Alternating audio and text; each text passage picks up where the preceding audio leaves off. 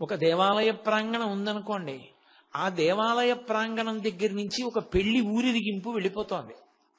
వెళ్ళిపోతున్నప్పుడు వాళ్ళు బాజాలతో భజంత్రీలతో వెళుతున్నారు. అందుకు ధ్వజస్తంభం పెడతారు. ధ్వజస్తంభం కనపడగానే ఆఫ్ చేసేయాలి, ఇక మోగించకూడదు. మీరు గృహప్రవేశానికి ఓ శివాలయం ముందు నుంచి వెడుతున్నారనుకోండి, శివాలయం ముందు కూడా మంగళవాద్యం చేస్తూ వెళ్ళకూడదు. శివాలయానికి అంత దూరంలో ఆఫ్ చేయాలి మంగళవాద్యం.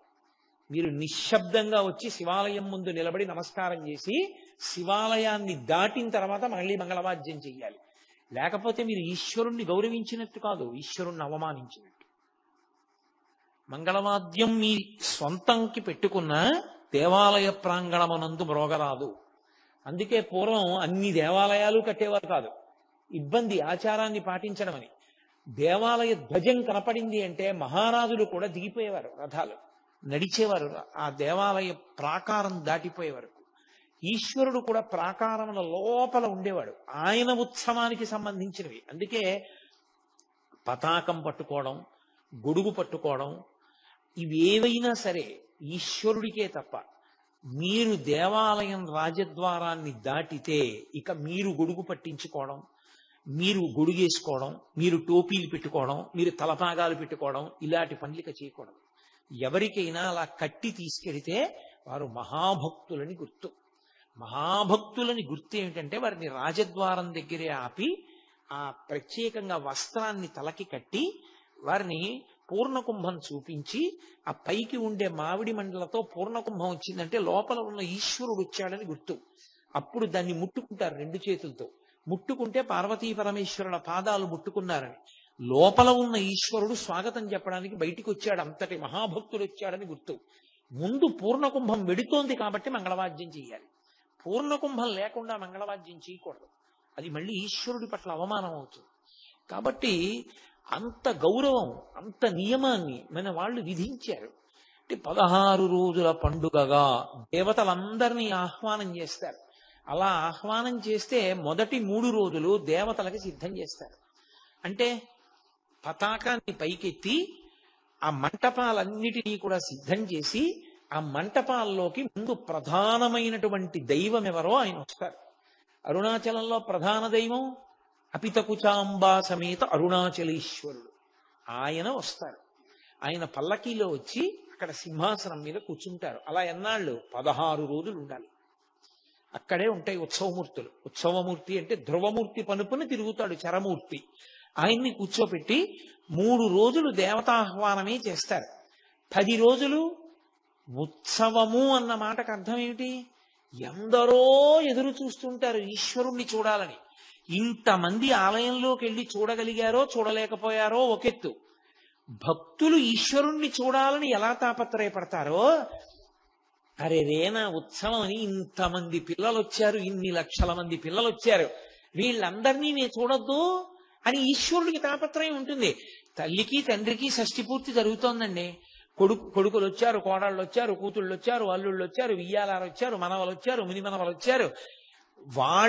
వాళ్ళు తాతగారి దగ్గరికి వెడతారా? తాతగారు కూడా సంతోషంగా బాబా బయటకు వచ్చి, ఒరే నాన్న వచ్చావా, రండి రండి రండి రండి, ఒరే మీరు రాకపోతే ఎక్కడరా, శోభ ఎక్కడరా, మంచి పని చేశారా, వచ్చేసారని కౌగిలించుకుని ఇంటికి తీసుకెడతాడా రైల్వే స్టేషన్కి వచ్చి?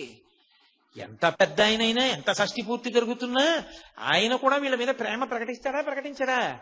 ఆ కుర్చీలో కూర్చొని తొడ మీద ఒక్కొక్క మనవాడిని కూర్చోబెట్టుకుని మురిసిపోతాడా, మురిసిపోడా? మరి మురిసిపోయినట్టు పరమేశ్వరుడు మురిసిపోవద్దు. ఆయన ఒక్కడు బిగ తీసుకుని లోపల కూర్చుని మీ అందరూ ఉత్సవం క్యూలో రండి అంటాడేంటి? ఆయన వస్తాడు బయటికి. అందుకే 10 రోజులు 10 వాహనముల మీద వస్తాడు. దీపం ఉండగా ఇల్లు చక్కబెట్టుకోండి అంటుంటారు. అంటే లోపల జ్యోతి వెలుగుతున్నంతసేపే, పరమేశ్వరుడు ఉన్నంతసేపే దీనికి మంగళప్రదత్వం. ఇది మంగళప్రదత్వంతో ఉండి శివం సుందరం శోభనం అయి ఇది భగవత్కార్యం చెయ్యడానికి, చిత్తశుద్ధిని పొందడానికి హేతువైనటువంటి సమస్త కార్యములను ఆచరించడానికి కావలసినటువంటి పాత్రత లోపల ఉన్న జ్యోతి వెలిగినంతసేపు మాత్రమే ఉంటుంది. ఆ జ్యోతి కాని నిధనం అయిపోయిందా ఇక ఆ శరీరం ఎందుకో పనికిరాదు, దాన్ని తీసుకెళ్లి పక్కన పారేస్తారు. కాబట్టి ఆ జ్యోతికి అనలేని ప్రాధాన్యత. అసలు ఏ కార్యక్రమం ప్రారంభం చేయండి, దీపం ప్రజ్వాల్య అంటూ దీపం వెలిగించే ప్రారంభం చేస్తాం. ఎందుకని అంటే అదే పరమేశ్వర స్వరూపం. ఆ పరమేశ్వర స్వరూపం కాంతిపుంజం కాబట్టి ఆ కాంతిపుంజం రూపంలోనే ప్రకాశింపజేస్తారు. అటువంటి ఉత్సవాల్లో దీపోత్సవము అని దీపానికి ఒక ప్రత్యేకమైనటువంటి ఉత్సవం జరిగేది. సంవత్సరం మొత్తం మీద విశేషమైనటువంటి ఉత్సవం కార్తీక పౌర్ణమి.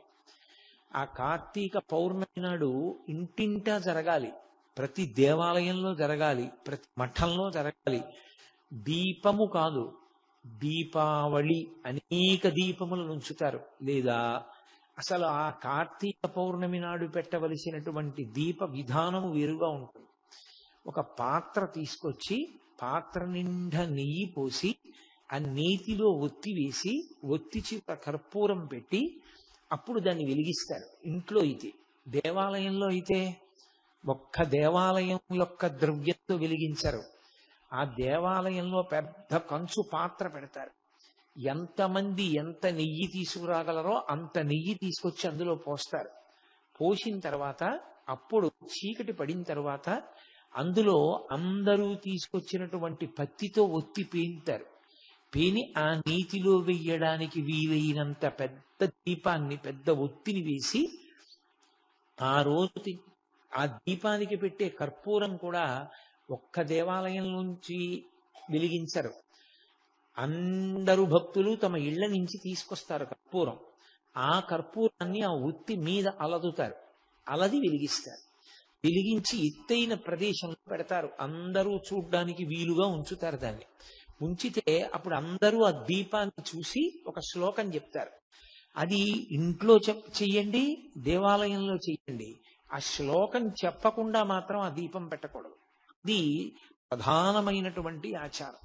ఎందుచేత అంటే మనుష్యుడిగా జన్మించినటువంటి వాడు పరమేశ్వర అనుగ్రహాన్ని సమస్త ప్రాణుల మీద ప్రసరింప చెయ్యడానికి యోగ్యమైన కాలము ఒక్క కార్తీక పౌర్ణమి మాత్రమే. ఆ దీప ప్రకాశంగా పరమేశ్వరుడే ఉంటాడు, ఆ జ్యోతి ప్రకాశంగా. అందుకే త్రయంబకుణ్ణి కాని దామోదరుణ్ణి కాని వీళ్ళిద్దరిలో ఎవరో ఒకరిని ఆవాహన చేస్తారు దీపం మీదే. దామోదరం ఆవాహయామి అని త్రయంబకమావాహయామి అని కాని అని అక్షతలు వేసి అప్పుడు ఆ దీపపు కాంతి వంక చూస్తూ అందరూ కలిపి ఒక శ్లోకం చెప్తారు. మీ అందరికీ సుపరిచితమే, నేను అనేక పర్యాయాలు మీతో చెప్పిందే. కీటాః పతంగాః మశకాశ్చ వృక్షాః జలే స్థలే ఏ నివసంతి జీవాః దృష్ట్వా ప్రదీపం నచ జన్మ భాగినః భవంతి త్వం శ్వపచాహి విప్రాః అని చెప్పాలి. అంటే ఈ దీపాన్ని నేను వెలిగించాను. ఈ దీపపు కాంతి కేవలముగా ఒక జ్యోతి యొక్క కాంతి కాదు, ఇది పరమేశ్వరుని యొక్క వెలుగు. నేను ఈ ప్రపంచంలో ఉన్న అనేకమైనటువంటి వస్తువులు వాడుకుంటున్నాను. అనేక జంతువులలో ఉండేటటువంటి సారాన్ని నేను తీసుకుంటున్నాను. ఆవు పాలు వాడుకుంటున్నాను, ఆవు నెయ్యి వాడుకుంటున్నాను, గేదె పాలు వాడుకుంటున్నాను, కుక్కతో ఇల్లు కాయించుకుంటున్నాను, ఏనుగుతో బరువులు మోయించుకుంటున్నాను, ఒంటె మీద ప్రయాణం చేస్తున్నాను, గుర్రం మీద ప్రయాణం చేస్తున్నాను, నీటిలో చేప తెచ్చి తింటున్నాను, ఆకాశంలో ఎగురుతున్నటువంటి పక్షిని పట్టుకుంటున్నాను, ఆ పక్షి మాంసం తింటున్నాను. నేను ఎగరకుండా పక్షి మాత్రమే ఎగరడానికి ఉన్నటువంటి ఆకాశంలో విమానంలో తిరుగుతున్నాను, నీటిలో ఓడ మీద తిరుగుతున్నాను, భూమి మీద నడుస్తున్నాను. పరమేశ్వరుడు ఒక్కొక్క ప్రాణికి ఒక్కొక్క పథాన్ని నిర్ణయిస్తే నేను మాత్రం అన్నీ అనుభవిస్తున్నాను. ఆ ప్రాణులన్నింటినీ ఉద్ధరించవలసినటువంటి కర్తవ్యం కూడా నా మీద ఉన్నది అనేటటువంటి బాధ్యతతో ఆ రోజున కర్తవ్యతానిష్టతో ఆ దీపాన్ని వెలిగించి చెప్తారు. కీటాః పతంగాః మశకాశ్చ వృక్షాః. ఆ దీపం వెలిగిస్తే ఎప్పుడూ దీపం వల్ల చనిపోయే ప్రాణి ఏది అంటే దీపపు పురుగు. ఇన్నాళ్ళు అది దీపం మీద పడుతోంది, చనిపోతోంది, మళ్ళీ పుడుతోంది. అందుకని దానికి శలభం అని పేరు. అలాంటి దీపపు పురుగు ఈ దీపం మీదకి వచ్చి పడి చనిపోతే ఇక దానికి జన్మ ఉండదు. అది పరమేశ్వరుని యందు పడిపోయింది. కీటాః పతంగాః మశకాశ్చ వృక్షాః. దోమలు, ఈగలు, కదలలేనటువంటి చెట్లు, ఈ కాంతి చెట్టు మీద పడితే చెట్టు యొక్క జీవుని పాపములు పోవాలి. లోపల జీవుడు ఉంటాడు, ఆ జీవుడి పాపములు నశించాలి. కాబట్టి వశకాశ్చ వృక్షా జలే స్థలే ఏ నివసంతి జీవా, నీటిలో ఉండేటటువంటి ప్రాణులు, భూమి మీద ఉండే ప్రాణులు ఈ కాంతి పడడం వల్ల ఆయా ప్రాణులన్నీ కూడా ఈశ్వరానుగ్రహంగా తమ పాపములు పోగొట్టుకుని పరమేశ్వరుడికి దగ్గరవ్వాలి. భవంతి త్వం శ్వపచాహి విప్రాహ. అసలు భగవంతుడు వేదము అన్న రెండు మాటలు పక్కన పెట్టి దేని కొరకు బ్రతుకుతున్నాడు అంటే కడుపు నింపుకోవడం కోసం. కడుపు నింపుకుంటే కంటికి నిద్ర, నిద్ర లేస్తే కడుపు నింపుకోవడం, ఈ రెండు ఉంటే భోగం అనుభవించడం. ఇది తప్ప అసలు భగవంతుడన్నవాడొకడు ఉన్నాడని భగవంతుని గురించి ఉపాసన చెయ్యాలనేటటువంటి జ్ఞానము కించిత్ కూడా లేకుండా ప్రవర్తించి జీవితాన్ని పాడు చేసుకుంటున్న వాడి మీద కూడా ఈ దీపం పడిన కారణం చేత వచ్చే జన్మలో వేదాన్ని సాకల్యంగా చదువుకుని వేదాన్ని ప్రమాణంగా తీసుకుని తన జీవితాన్ని ఉద్ధరించుకోగలిగినటువంటి గొప్ప విద్వాంసుడుగాక అని సమస్త లోకము యొక్క శ్రేయస్సుని కోరి వెలిగిస్తారు ఆ దీపాన్ని. మనకి కార్తీక పౌర్ణమి అంటే మనమందరం కూడా అలా వెలిగిస్తాం. ఎందుకంటే నేను మీతో మనవి చేశాను, దీపంతో ప్రారంభం, దీపంతో అంతం. దీపమే ప్రధానం. ఒక దీపం వెలిగించారనుకోండి, మీరు పూజ ప్రారంభం చేశారు. నీరాజనమన్న జ్యోతి వెలిగించారనుకోండి, అయిపోయింది పూజ. ఒక దీపం వెలిగిస్తే పూజ ప్రారంభం చేశారు. ఎందుకని? ఆ దీపం వెలిగించారు అంటే దీపం కంటికి సంకేతం. పరమేశ్వరుడు కన్ను ఇచ్చాడు కాబట్టి నేను ఎక్కడికైనా వెళ్ళగలుగుతున్నాను, పుస్తకం చదవగలుగుతున్నాను, ప్రమాణాన్ని తెలుసుకోగలుగుతున్నాను. అది నన్ను మంచి వైపుకి నడిపించడానికి నాయకత్వం వహిస్తోంది కన్ను. భగవన్మూర్తిని చూసి సంతోషిస్తున్నాను. ఈ కన్ను ఇచ్చినందుకు పరమేశ్వరుడికి కృతజ్ఞతగా దీపం పెడతారు. ఆ కాంతిలో పూజ ప్రారంభం. దేవాలయంలో దీపం అయితే అది గురువు గారు. అందుకే దేవాలయంలో విద్యుత్ కాంతి ఉండదు, విద్యుత్ దీపములు వెలగరాదు. దేవాలయంలో ముఖమంటపము, అర్ధమంటపము, అంతరాలయము అని 3 విభాగం ఉంటుంది ఆగమంలో. ఆ అంతరాలయంలో ఉండేటటువంటి మూర్తి మీద విద్యుత్ దీపం పడుతుండగా చూస్తే అసలు దాన్ని దేవాలయంగా స్వీకరించారు. అది అత్యంత హేయమైన విషయం. దేవాలయము అన్న మాటకు అర్థం ఏమిటంటే లోపల మూర్తి దగ్గర గుత్తి దీపాలు వెలగాలి. అంటే కిందకి దీపాలు తీగతో వెలిగినట్టుగా వెలుగుతాయి. అందులో ఆవు నెయ్యి కానీ నూనె కానీ వేసి ఒత్తి వేసి వెలిగిస్తారు. ఆ దీపాల కాంతులలోనే ఈశ్వర దర్శనం. మీరు ఇప్పటికీ వెంకటాచలం, శ్రీశైలం లాంటి పెద్ద పెద్ద క్షేత్రాల్లో చూడండి, ప్రత్యేకించి ద్రవిడ దేశంలో ఎక్కడ అంతరాలయాల్లో విద్యుత్ దీపాలు ఉండవు. ఆ దీపాల కాంతిలోనే ఈశ్వరుడు కనపడాలి. ఆ దీపం గురువు గారు. మా గురువు గారు అనేటటువంటి ఒక దీపం వెలిగించింది, మాకు వెలుతురిచ్చింది. ఆ దీపం కింద నీడ ఉంటుంది, ఆ దీపం చుట్టూ చీకటి, దీపం మాత్రం అందరికీ వెలుగునిస్తుంది. ఎవడు గురుస్థానంలో కూర్చున్నాడో వాడికి ఎప్పుడూ ఒక వైక్లభ్యం ఉంటుంది. దాన్ని శాస్త్రమే అంగీకరించింది. శారీరకంగా ఆయన యొక్క ఆరోగ్యం, ఆయన తేజస్సు క్షీణించిపోతుంటాయి. ఎందుచేత అంటే సముద్రం అనేటటువంటి శాస్త్రాన్ని తాను ఎమర్చుకోవాలి, నిరంతర పఠనశీలి కావాలి, నిరంతర ధ్యానం చెయ్యాలి, నిరంతరం భగవత్కార్యమునందు మగ్నుడై ఉండాలి, మనసుని పరమ సాత్వికంగా ఉంచుకోవాలి. ఈ ప్రయత్నంలో ఆయన లౌకికమైన వాటికన్నిటికీ దూరంగా జరుగుతాడు. ఆ దూరంగా జరిగిన కారణం చేత చాలా త్వరగా ఆయన శరీరారోగ్యం శిథిలమైపోతుంది. అందుకే ఆ గురువు తన గురించి తాను పట్టించుకునే అవకాశం ఉండదు. శిష్యులు గురువు గారు శరీరం పడిపోకుండా ఉండకూడదని శిష్యులు చూస్తారు. అందుకే ఆ గురువు అనేటటువంటి దీపపు వెలుతురులో పరమేశ్వరుడు కనపడతాడు. ఈశ్వరానుగ్రహము చేత గురువు కాదు, గురువు లేనినాడు ఈశ్వరుడు కనపడడు. అందుకే ఆ గురువే ఆ దీపం. అంతరాలయంలో వెలుగుతున్నటువంటి దీపాన్ని చూసి ముందు మా గురువు గారు ఆయనే అంతరాలయంలో ఈశ్వర సన్నిధానంలో దీపమై వెలుగుతున్నారు. అందుకే భాగవతంలో కృష్ణ పరమాత్మని మించిన గురువు లేడు. జగద్గురు అన్న గొప్ప మాట ఆయనకి అన్వయమైంది. అందుకే కృష్ణం వందే జగద్గురుం అంటాం. అటువంటి కృష్ణ పరమాత్మ కూడా పాఠం నేర్చుకున్నాడు. ఎవరి దగ్గర? ఆయన పేరు కూడా దీపమే. ఆ గురువు గారి పేరు సాందీపని. దీపింపచేయువాడు, ప్రకాశింపచేయువాడు. చీకట్లో ఉండిపోయిన వాడికి ఏది తెలుసుకోవాలో అది తెలుసుకునేటట్టు చెప్పి దాన్ని చూడగలిగిన ప్రజ్ఞ ఇవ్వగలిగిన వాడు. అందుకని సాందీపని మహర్షి దగ్గర నేర్చుకున్నాడు. కృష్ణుడు తన గురువు గురించి మాట్లాడుతూ అజ్ఞాన తిమిర ప్రదీపమగుచు అవ్యయంబగు బ్రహ్మంబు ననుభవించి భరిత సత్వుండు అకళంక భక్తుడనఘ అంటాడు. ఆయన మహానుభావుడు సాందీపని మహర్షి ఎటువంటి వాడు అంటే అజ్ఞాన తిమిర ప్రదీపమగుచు. ఆయన అజ్ఞానమనేటటువంటి చీకటిని పోగొట్టగలిగినటువంటి దీపం ఎటువంటిదో అటువంటి దీపము వంటి వాడు నా గురువు అంటాడు. అవ్యయంబగు బ్రహ్మంబు ననుభవించి భరిత సత్వుండు నిష్కర్మ కర్ముడతడు. ఆయన అపారమైనటువంటి సత్వగుణంతో ప్రకాశించేటటువంటి వాడు నా గురువు అంటాడు కృష్ణ భగవానుడంతటి వాడు గురువు పేరు చెప్తే.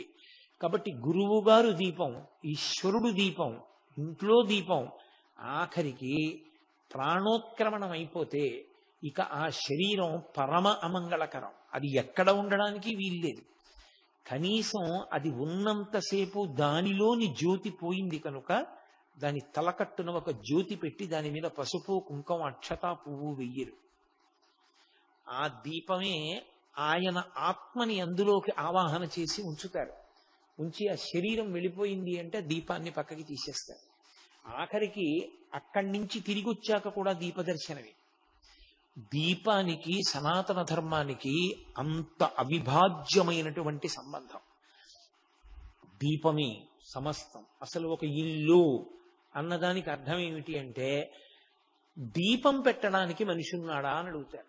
ఒకడు ఇల్లు కట్టుకున్నాడు, చాలా దూరంలో కట్టాడు ఊరికి. ఆయనే ఎదురు 100 రూపాయలు ఇచ్చి ఎవరినో ఇంట్లో ఉండమన్నాడు. ఎందుకు ఉండమన్నాడో తెలుసా? ఇంట్లో దీపం పెట్టేవాడు వాడు ఉంటాడు కదండి, అందుకు ఉండమన్నానంటాడు. ఇంట్లో దీపం పెట్టేవాడి కోసం డబ్బిచ్చి ఇల్లు ఇచ్చేవాళ్ళు ఉన్నారు. ఇంట దీపం పెట్టకుండా ఇల్లు ఉండిపోయింది అనుకోండి, ఉగ్రభూతములు ప్రవేశిస్తాయి ఇంట్లోకి. అందుకని కటిక చీకటి ఎందు ఉండకూడదు. అందుకే వెళ్ళకూడని వేళలో వెళ్ళకూడని నక్షత్రంలో వెళ్ళిపోతే ఆ ఇల్లు కూడా పాడు పెడతారు. పడబెట్టే కొంతకాలం మూసేస్తారు. ఆ ఇంట వీరొక జ్యోతి వెలగడానికి అవకాశం ఉండదు. అప్పుడు దీపం అంత మంగళప్రదం. అసలు దీప దర్శనమే చాలు. ఇప్పటికీ కేరళ రాష్ట్రంలో అమ్మవారి పూజ చెయ్యవలసి వస్తే అమ్మవారి మూర్తికి చెయ్యరు. చాలా చోట్ల కేరళలో దీపం వెలిగించి దీపానికే పూజ అంతా చేస్తారు, దీపానికే ఉపచారాలన్నీ చేస్తారు. దీపమే పరదేవత అంటారు వాళ్ళు. కాబట్టి దీపానికి అంత ప్రాముఖ్యత. అంత ప్రాముఖ్యత కలిగినటువంటి దీపం కార్తీక పౌర్ణమి నాడు వెలిగించేటటువంటి దీపానికి విశేష ప్రాధాన్యత. అందున అరుణాచలము అగ్నిలింగం ఉన్నటువంటి క్షేత్రం. దీపమే అగ్ని, అగ్నియే దీపం. దీపానికి అగ్నికి అవిభాజ్యము, అవి రెండు వేరు కావు. ఒత్తి చివర వెలుగుతున్నటువంటి ఆ దీపం అగ్నిహోత్రం. దీపానికి ఉన్న లక్షణం అది ఇంకొక దీపాన్ని వెలిగిస్తుంది. దీపించిన దీపముచే దీపము రెండు కాక ఒకటిట్లగున్ అంటుంది ఆ దితి. కశ్యప ప్రజాపతితో మాట్లాడుతూ ఈ మాట అంటుంది. అందుకే దీపము 3 ఒత్తులు వేస్తూ ఉంటారు. మనం ఇండ్లలో దీపం వెలిగిస్తే సాధ్యం త్రివర్తి సంయుక్తం వహ్నినా యోజితం ప్రియం అని 3 ఒత్తులు వేసి 3 ఒత్తులు వెలిగించి తూర్పు దిక్కుగా జ్యోతులు ఉండేటట్టుగా చూసుకుంటారు. ఇల్లు అభివృద్ధిలోకి రావాలి అనుకున్న వాళ్ళు, ఇల్లు సుఖ సంతోషాలతో ఉండాలనుకున్న వాళ్ళు, అలాగే వ్యాపార సంస్థలు జయప్రదంగా ఉండాలనుకున్న వాళ్ళ చోట్ల దీపాన్ని 3 ఒత్తులతో వెలిగించి ఆ 3 జ్యోతులు తూర్పు ముఖంగా వెలగాలి. తూర్పు ముఖంగా వెలుగుతున్నాయి అంటే అభ్యున్నతిని కోరుకుంటున్నాడు అని గుర్తు. తాను తూర్పుని చూస్తాడు. 3 ఒత్తుల యొక్క జ్యోతులు తూర్పుకు వెలుగుతూ ఉంటాయి. ఆ వెలుగుతున్నటువంటి ఆ దీపం ఉన్నదే అది సమస్త అభ్యున్నతికి కారణం. మన వాళ్ళకి అన్నిటికన్నా పట్టింపు ఎక్కడుంటుందంటే దీపం ఆరిపోయింది అన్న మాట కూడా అనరు. దీపం కొండెక్కిపోయింది అంటారు. మీరు చూడండి, 2 మాటలు మీకు తరచుగా వినపడతాయి జీవితంలో. కథ కంచికి వెళ్ళిపోయింది అంటారు. 2 దీపం కొండెక్కిపోయింది అంటారు. దీపం కొండెక్కి ఎలా వెళ్ళిపోతుంది? కథ కంచికి ఎలా వెళ్ళిపోతుంది అంటే, ఒరే నాన్న ఇన్ని జన్మలు ఎత్తావు, మళ్ళీ ఇప్పుడు ఇదిగో ఈ శరీరంలో వచ్చావు, మళ్ళీ ఇదో కథ, నీ జన్మ ఇప్పుడు ఇదో కథ. ఇన్ని కథలు శ్మశానానికి వెళ్ళాయి. ఏ చరిత్రలోనూ ఏ పుస్తకంలోనూ ఏ కాగితం మీద నీ జీవితం వ్రాయబడలేదు, నీ జీవితం స్మరణయోగ్యం కాలేదు. ఈసారి నీ జీవితం నాన్న కంచికి వెళ్ళిపోవాలి అంటుందమ్మ. కంచికి వెళ్ళిపోవాలంటే ఇక ఈసారి నీ జీవితం దేనికి పనికి రావాలంటే కామాక్షి ఎందు ఐక్యం అయిపోవాలి. కొడుకుని అలా అని తట్టుకోలేదు కాబట్టి మనం ఇంటికంటూ రా, నేనున్నంత కాలం మాత్రం నువ్వు ఉండాలి ఉస్మా నా కళ్ళ ఎదురకుండా. అది అమ్మ యొక్క హృదయం. అందుకని కథ కంచికి, మనం ఇంటికి. దీపం కొండెక్కింది. దీపం కొండెక్కింది అంటే కొండ మీద ఈశ్వరుడు ఉంటాడు. మనకి సనాతన ధర్మంలో అదో గమ్మత్తు. దాన్ని చూసి ఇప్పుడు కొత్తగా అంటించుకుంటున్నాయి కొన్ని కొన్ని ధర్మాలు, కొన్ని కొన్ని విశ్వాసాలు. కొండ మీద ఈశ్వరుడు ఉండేటటువంటి ఏకైక ధర్మము సనాతన ధర్మము. అది ఎవడో వెళ్ళి పెట్టింది కాదు. పరమేశ్వరుడు తనంత తాను స్వయంభువు కొండల మీద. అందుకే శేషాచల పర్వతం మీద, సింహాచల పర్వతం మీద, శ్రీశైల పర్వతం మీద ఆయన కొండ మీద ఉంటుంటాడు. ఏమిటి ఆయనకి ఆ సరదా? కొండ మీద ఉండడం ఆయన సరదా కోసం కాదు. ఉత్ అని ఒక మాట, దాన్ని సంస్కృతంలో ఎక్కువగా వాడుతుంటారు. ఉత్సవము అంటే ఉత్. ఉత్ అంటే తల ఇలా పైకెత్తుట. ఒక్క మనుష్యుడే భూమికి అడ్డంగా పుట్టి నిలువుగా పెరుగుతాడు. పైన ఉన్న కొండ మీద ఉన్న పరమేశ్వరుణ్ణి ఇలా తలెత్తి చూసి కొండ మీద ఉన్న ఈశ్వరుణ్ణి చేరడానికి నువ్వు పైకెక్కాలి. అలాగే జీవితంలో ఊర్ధ్వముఖ చలనం చేసి పరమేశ్వరుణ్ణి చేరుకోవాలి. దొంగదారుల్లోంచి నువ్వు వెళ్ళడానికి వీల్లేదు. అది దాని అర్థం. దొంగదారి అన్న మాటకు అర్థం ఏమిటో తెలుసా? మిగిలిన ఏ 9 రంధ్రములలోంచి వెళ్ళడానికి వీల్లేదు శరీరం వెళ్ళిపోయేటప్పుడు. 2 కళ్ళు, 2 ముక్కులు, 2 చెవులు, 6 నోరు, 7 మలద్వారం, 8 మూత్రద్వారము, 9 సరే అసంఖ్యాకములైనటువంటి స్వేదరంధ్రములు. వీటిలోంచి బయటికి వెళ్ళడానికి వీలు లేదు సుమా. ఒకే ఒక్క తలుపుంది, నిర్గమద్వారం, బ్రహ్మరంధ్రం. అందుకే ఇక్కడ శిఖ ఉంటుంది. ఆ బ్రహ్మరంధ్రం పగిలి అందులోంచి నిర్గమించాలి. అందులోంచి నిర్గమించాడు అంటే ఇక రాడు అని గుర్తు. ఇక శరీరాన్ని పుచ్చుకోడు. దొంగదారిలోంచి వెళ్ళవద్దు. దీపం కొండెక్కిపోయింది అంటే బ్రహ్మరంధ్ర భేదనం చేసుకుని నీలో ఉన్న జ్యోతి కూడా అలాగే కొండెక్కి ఈశ్వరుని ఎందుకు కలిసిపోవాలి తప్ప దొంగదారిలో కిందకెళ్ళవద్దు. రాజమార్గంలో పైకి వెళ్ళు. అందుకే దేవాలయంలోకి వెళితే అంతరాలయానికి బయటికి వెళ్ళిపోయే ద్వారం ఉండకూడదు. ఆగమంలో మీరు చూడండి, అంతరాలయం ఉందనుకోండి, అంతరాలయానికి వెనక గోడకి తలుపు ఉండదు. మీరు ఎప్పుడైనా చూడండి, లోపల గోడలు మూసుకుని ఉంటాయి, ద్వారం ఉంటుంది. అసలు కంచికైతే రాజద్వారమే, మళ్ళీ నిష్క్రమణ ద్వారం. లోపలికి వెళ్ళి మీరు ఈశ్వరుణ్ణి దాటి ఒక్క అడుగు వేసి ద్వారంలోంచి బయటికి వెళ్ళే అవకాశం ఉండకూడదు. అలా ఉందనుకోండి, అది శాస్త్ర విరుద్ధం. అది కాదు జీవిత ప్రయోజనం. ఈశ్వరుణ్ణి దాటి తలుపు తీసుకుని వెళ్ళడానికి నీకేం లేదు ఇంకా జీవితంలో. ఈశ్వరుడే చివరి హద్దు, అంతే. అందుకే అక్కడికి వెళ్ళి చూసి వెనక్కి వస్తాడు. వెనక్కి వచ్చి పృష్ఠభాగం చూపించకుండా వెనక్కి వచ్చి బయట కూర్చోవాలి. కూర్చుని ధ్యానం చెయ్యాలి. తనేం చూశాడో దాని వెందు మనసు మగ్నం చెయ్యాలి. అంటే జీవితంలో చిట్ట చివరి ప్రయోజనం ఆ ఈశ్వరుని యందు ఐక్యం అయిపోవడమే తప్ప దాటడానికి లేదు. దాటి వెళ్ళిపోవడానికి ఇంకొకటి లేదు. ఈశ్వరుణ్ణి దాటి వెళ్ళడానికి ఇంకొకటి లేదు నీకు జీవితంలో. ఈశ్వరుణ్ణి దాటి వెళ్ళిపోయి ఇంకొక చోటకి వెళ్ళడానికి నీకు మార్గము లేదు. అదే అంతిమం. అదే మనుష్య జీవిత ప్రయోజనం. అందుకే అంతరాలయాల వెనక గోడకి ఇక తలుపు ఉండదు ఆగమంలో. ఋషులు ఏదైనా ఆలోచించి నిర్ణయం చేస్తే అంత జాగ్రత్తగా నిర్ణయం చేశారు.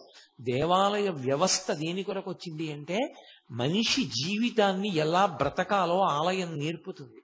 అందుకే ఆలయం ఎలా ఉంటుందో మనుష్యుడు ఎలా ఉంటాడు, మనుష్యుడు ఎలా ఉంటాడో ఆలయం అలా ఉంటుంది. మనిషికి తల ఎలా ఉంటుందో దేవాలయానికి ఉండేటటువంటి పైన రాజగోపురం అలా ఉంటుంది. దానికి కలశలుంటాయి, కుంభాభిషేకం అలా ఉంటుంది, లోపల మూర్తి ఉంటుంది, ఇక్కడ ఈశ్వరుడు ఉంటాడు. అందుకే దేహో దేవాలయ ప్రోక్త జీవో దేవ సనాతన. దేవాలయము మనుష్య శరీరము ఒక్కలాగే నిర్మాణం చేయబడి ఉంటాయి. రెండిటి ఆకలి ఒక్కలాగే ఉంటుంది. ఆకలి ఇక్కడ వేస్తుంది, లోపలకి పడేస్తారు. పరమేశ్వరుడికి ఆకలి ఉంటుంది ప్రాణప్రతిష్ఠ చేస్తే. నువ్వు ఎంత జాగ్రత్తగా అన్నం తింటావో ఈశ్వరుడికి అంత శౌచంతోటే నైవేద్యం పెట్టాలి. దాని వలనే ఆ మూర్తి వైభవం నిలబడుతుంది. కాబట్టి ఆగమం అంత జాగ్రత్తగా ఋషులు చెప్పడానికి కారణం అదే. పూజ ప్రారంభం దీపంతో, పూజ పూర్తి నీరాజనంతో. నీరాజనం కూడా జ్యోతే, కానీ తెల్లని కర్పూర కళిక వెలిగిస్తాం. అది చాలా తొందరగా ఘనం నుంచి ద్రవమై, ద్రవం నుంచి వాయు రూపాన్ని పొందేస్తుంది. అమిత వేగంతో పొందుతుంది. మీరు ఎప్పుడైనా నీరాజనం వెలిగించినప్పుడు చూడండి, అది కొద్దిగా నీరు కింద మారిపోతుంటుంది. అందులో ఆఖరణ వెలిగేటప్పుడు చూస్తే ఇక కర్పూర కళిక కనపడదు. దాని బదులు కొద్దిగా నీరులో ఉంటుంది, అదే వెలుగుతుంది. వెలిగి చాలా తొందరగా వెలిగి పొగ రూపంలో ఆవిరైపోయి అంతర్ధానం అవుతుంది.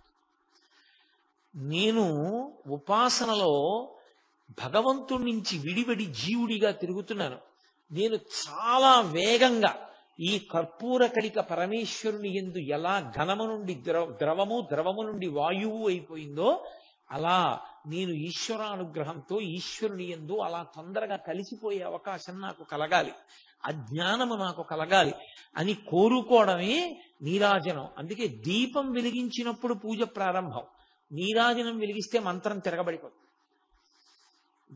దీపం వెలిగించి పూజ మొదలు పెడితే ధర్మార్థ కామ మోక్ష చతుర్విధ పురుషార్థ ఫల సిద్ధ్యర్థం అంటూ పూజ నేను చేస్తున్నాను, ఈ ప్రయోజనానికి చేస్తున్నాను.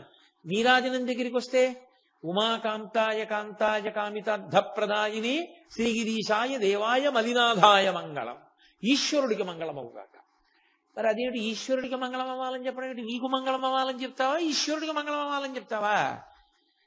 ప్రేమ పొంగి పొర్లిపోతే భక్తికి చిట్ట చివర నీ లోపల ఉన్న ప్రేమ జ్యోతి వెలిగిపోతే అది నీరాజన రూపంలో ఇచ్చి మంత్రాన్ని తిరగేసి పాడతారు నీరాజనాన్ని.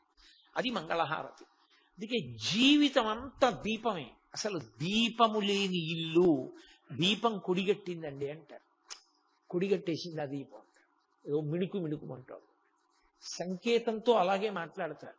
ఎదురు చూస్తాం, నిధనం అయిపోతాం. శరీరం శుష్కించిపోయి మళ్ళీ ఇక వెళ్ళిపోయే సమయం ఆసన్నమైన అవే మాటలు. ఆ ఇంటి దీపం నేను ఎందుకు అనాలి అమంగళకరమైన మాట అని పూర్తి చేస్తారు. కాబట్టి అంత దగ్గరి సంబంధం సనాతన ధర్మంలో. అసలు దీపం అంత దగ్గరగా పరమేశ్వరుణ్ణి తీసుకొచ్చే వస్తువు వేరొకటి లేనే లేదు. గురువుని చెప్పండి దీపమే, ఈశ్వరుణ్ణి చెప్పండి దీపమే. ఈ రెండూ దీపంతోటే చెప్తారు. అటువంటి దీపం ఇంట లేకుండా ఉండకూడదు. అందుకే కార్తీక పౌర్ణమి నాడు గుత్తి దీపాలు వెలిగిస్తారు. ఒత్తులన్నీ కలిపి కట్టకట్టి ఆవునీతిలో ముంచి వెలిగిస్తారు. నేను ఇంట్లో దీపం పెట్టనటువంటి పాపం ఏదైనా ఉంటే అది పోవుగాక. ఇన్ని ఒత్తులు వెలిగించాను కాబట్టి అన్ని రోజులు మా ఇంట్లో దీపం వెలిగినట్లు, ఇల్లు శోభస్కరంగా ఉంది అని గుర్తు. కార్తీక దీపం అరుణాచల క్షేత్రమునందు మిక్కిలి ప్రసిద్ధి. అక్కడ కార్తీక దీపం వెలిగించడం అంటే 16 రోజుల పండుగ. 16 రోజులు చేస్తారు ఆ పండగని. మీరు ఎప్పుడో ఒకటి గుర్తుపెట్టుకోండి, 16 అంకెకి సనాతన ధర్మంలో విశేషమైనటువంటి ప్రాధాన్యత. షోడశి అమ్మవారు 16 కళలతో ఉంటుంది, చంద్రుడు 16 కళలతో ఉంటాడు. మనుష్యునకు 16 సంస్కారములు చేస్తారు. సంస్కారము అంటే అతను ఈశ్వరుణ్ణి చేరుకోవడానికి వీలుగా సంస్కరిస్తారు. అతన్ని కొత్త విషయాలు నేర్పి అందుకు అనువుగా తయారు చేయడాన్ని సంస్కరించుట అన్న మాటతో వాడతారు. మీకు ఒక ఉదాహరణ చెప్పాలంటే, భగవంతుడికి ఒక కొబ్బరికాయ కావాలనుకోండి, ఒక కొబ్బరికాయ కొడదామని మీరు అనుకున్నారు. సంస్కరించుట అని ఒకటి ఉంటుంది. ముందు ఒక కొబ్బరి బొండాన్ని తీసుకొస్తారు, ఆ కొబ్బరి బొండాన్ని ఒలుస్తారు. ఆ తర్వాత చుట్టూ కొంత పీచు ఉంటుంది, ఆ పీచు కూడా తీసేస్తారు. శిఖ తీయకూడదు, శిఖ ఉండిపోతుంది. చక్క పీచంతా తీసి అక్కడ తీసుకొచ్చి పెడతారు. ఇప్పుడు కొబ్బరికాయ మీరు దేవాలయంలో కొట్టడానికి వీలైన రీతిని పొందింది. సంస్కరిస్తే బొండాన్ని కొబ్బరికాయ కొట్టడానికి యోగ్యమైంది, భగవంతుణ్ణి చేరడానికి యోగ్యమైంది. అలా మనిషి పుట్టుకతో అజ్ఞాని, మనిషి పుట్టుకతో భగవంతుణ్ణి చేరడానికి కావలసినటువంటి సాధన సంపత్తులను తనకు తానుగా తెచ్చుకున్నవాడు కాడు. గురువిస్తాడు. తల్లి ఇస్తుంది, తండ్రి ఇస్తాడు, సమాజం ఇస్తుంది, వీళ్ళందరు ఇస్తారు. అందుకే సంస్కారములు అంటారు. ఈ సంస్కారములు చేస్తూ పెడతారు. అందుకే సనాతన ధర్మంలో ఆ సంస్కారములు కూడా 16 సంస్కారములు. 16వ సంస్కారము చిట్ట చివరిది ఏది అంటే అగ్ని సంస్కారము, అంత్యేష్టి సంస్కారం. శరీరాన్ని పట్టుకెళ్లి కొడుకు హవిస్సుగా అగ్నిహోత్రంలో పడేయడం, అగ్నితోటే పూర్తి. కాబట్టి అటువంటి ఆ 16 సంస్కారములు ఏవి ఉన్నాయో అవి 16 చంద్రుని యొక్క కళలు, షోడశ సంస్కారములు అంటారు. ఈ సంస్కారముల వలన మనిషి అర్హతని పొందుతూ ఉంటాడు. ఈ పని చేయడానికి అర్హత పొందుతాడు. బ్రహ్మచారి ఉపనయనం చేసుకున్నాడు, గాయత్రి చేయడానికి అర్హత పొందాడు. గృహస్థు ధర్మపత్నిని స్వీకరించాడు, యజ్ఞయాగాదులు చెయ్యడానికి అర్హత పొందాడు. వానప్రస్థు వైరాగ్యాన్ని పొంది తపస్సు చేయడానికి అర్హత పొందాడు. సన్యాసి సర్వసంగ పరిత్యాగం చేసి శరీరం మీద భ్రాంతి విడిచిపెట్టేశాడు. ఇవన్నీ సంస్కారములే. ఆశ్రమం మారడం కాదు, కానీ మనిషికి గృహస్థాశ్రమ స్వీకారం వరకు చిట్ట చివర అంత్యేష్టి వరకు 16 సంస్కారములు. ఈ 16 సంస్కారములు మనిషిని ఎలా తీర్చిదిద్దుతాయో అలా అక్కడ 16 రోజుల పండుగగా కార్తీక పౌర్ణమి, కృత్తికా దీపోత్సవం చేస్తారు. ఈ 16 రోజుల పండుగలు మీరు అందుకే చూడండి, మనకి సనాతన ధర్మంలో ఏ పెద్ద క్రతువు జరిగినా మళ్ళీ 16 రోజుల పండగ ఉంటుంది. పెళ్లి జరిగిందనుకోండి, 16 రోజుల పండగ చేశారండి అంటారు. 16 రోజుల పండుగలో మొదటి 3 రోజులు దేవతలందరికీ తెలియచేస్తారు. దేవతలందరినీ ఆహ్వానం పలుకుతారు. వాళ్ళు సిద్ధపడాలి. ముందు దేవతలు సిద్ధంగా ఉండాలి ఆ ఉత్సవానికి. మనం చూడండి, ధ్వజారోహణము అని ఒక కార్యం చేస్తాం. బ్రహ్మోత్సవం చేసేటప్పుడు ధ్వజాన్ని పైకెత్తుతాం.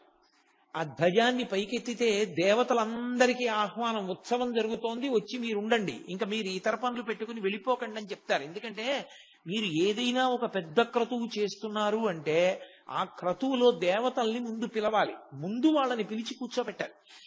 అందుకే పూర్వం పెళ్లి 3 రోజులు చెయ్యండి అథవా అన్నానికి కారణం అది. దేవతలు రానిది మీకు పండదు. దానికి 1000 మందిని పిలిచి భోజనాలు పెట్టక్కర్లేదు. పితృదేవతల్ని కూడా పిలవాలి. పితృదేవతల్ని కూడా పిలవడానికే దానికి ప్రత్యేకంగా పళ్ళాలు తీసుకొచ్చి మామిడి కొమ్మలతో కొట్టి మంత్రభాగం చేసి పితృదేవతల్ని పిలిచి ఆ ప్రాంగణంలో చెట్ల కొమ్మల మీద అక్కడ ఉండి ఆ క్రతువు చూసి ఆశీర్వచనం చేయమని అడుగుతారు. అలాగే దేవతలందరినీ పిలుస్తారు. దేవాలయ ఉత్సవమైనా అంతే, సమస్త దేవతల్ని ఆహ్వానం చేస్తారు. మీ అందరూ రండి అని పతాకాన్ని పైకెత్తుతారు.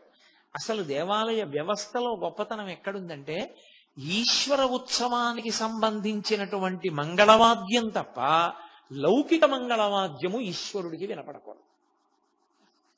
మీరు బాగా అర్థం చేసుకున్నారో లేదో నేను చెప్పిన మాట. ఒక దేవాలయ ప్రాంగణం ఉందనుకోండి, ఆ దేవాలయ ప్రాంగణం దగ్గర నుంచి ఒక పెళ్లి ఊరిరిగింపు వెళ్ళిపోతోంది. వెళ్ళిపోతున్నప్పుడు వాళ్ళు బాజాలతో భజంత్రీలతో వెడుతున్నారు. అందుకు ధ్వజస్తంభం పెడతారు.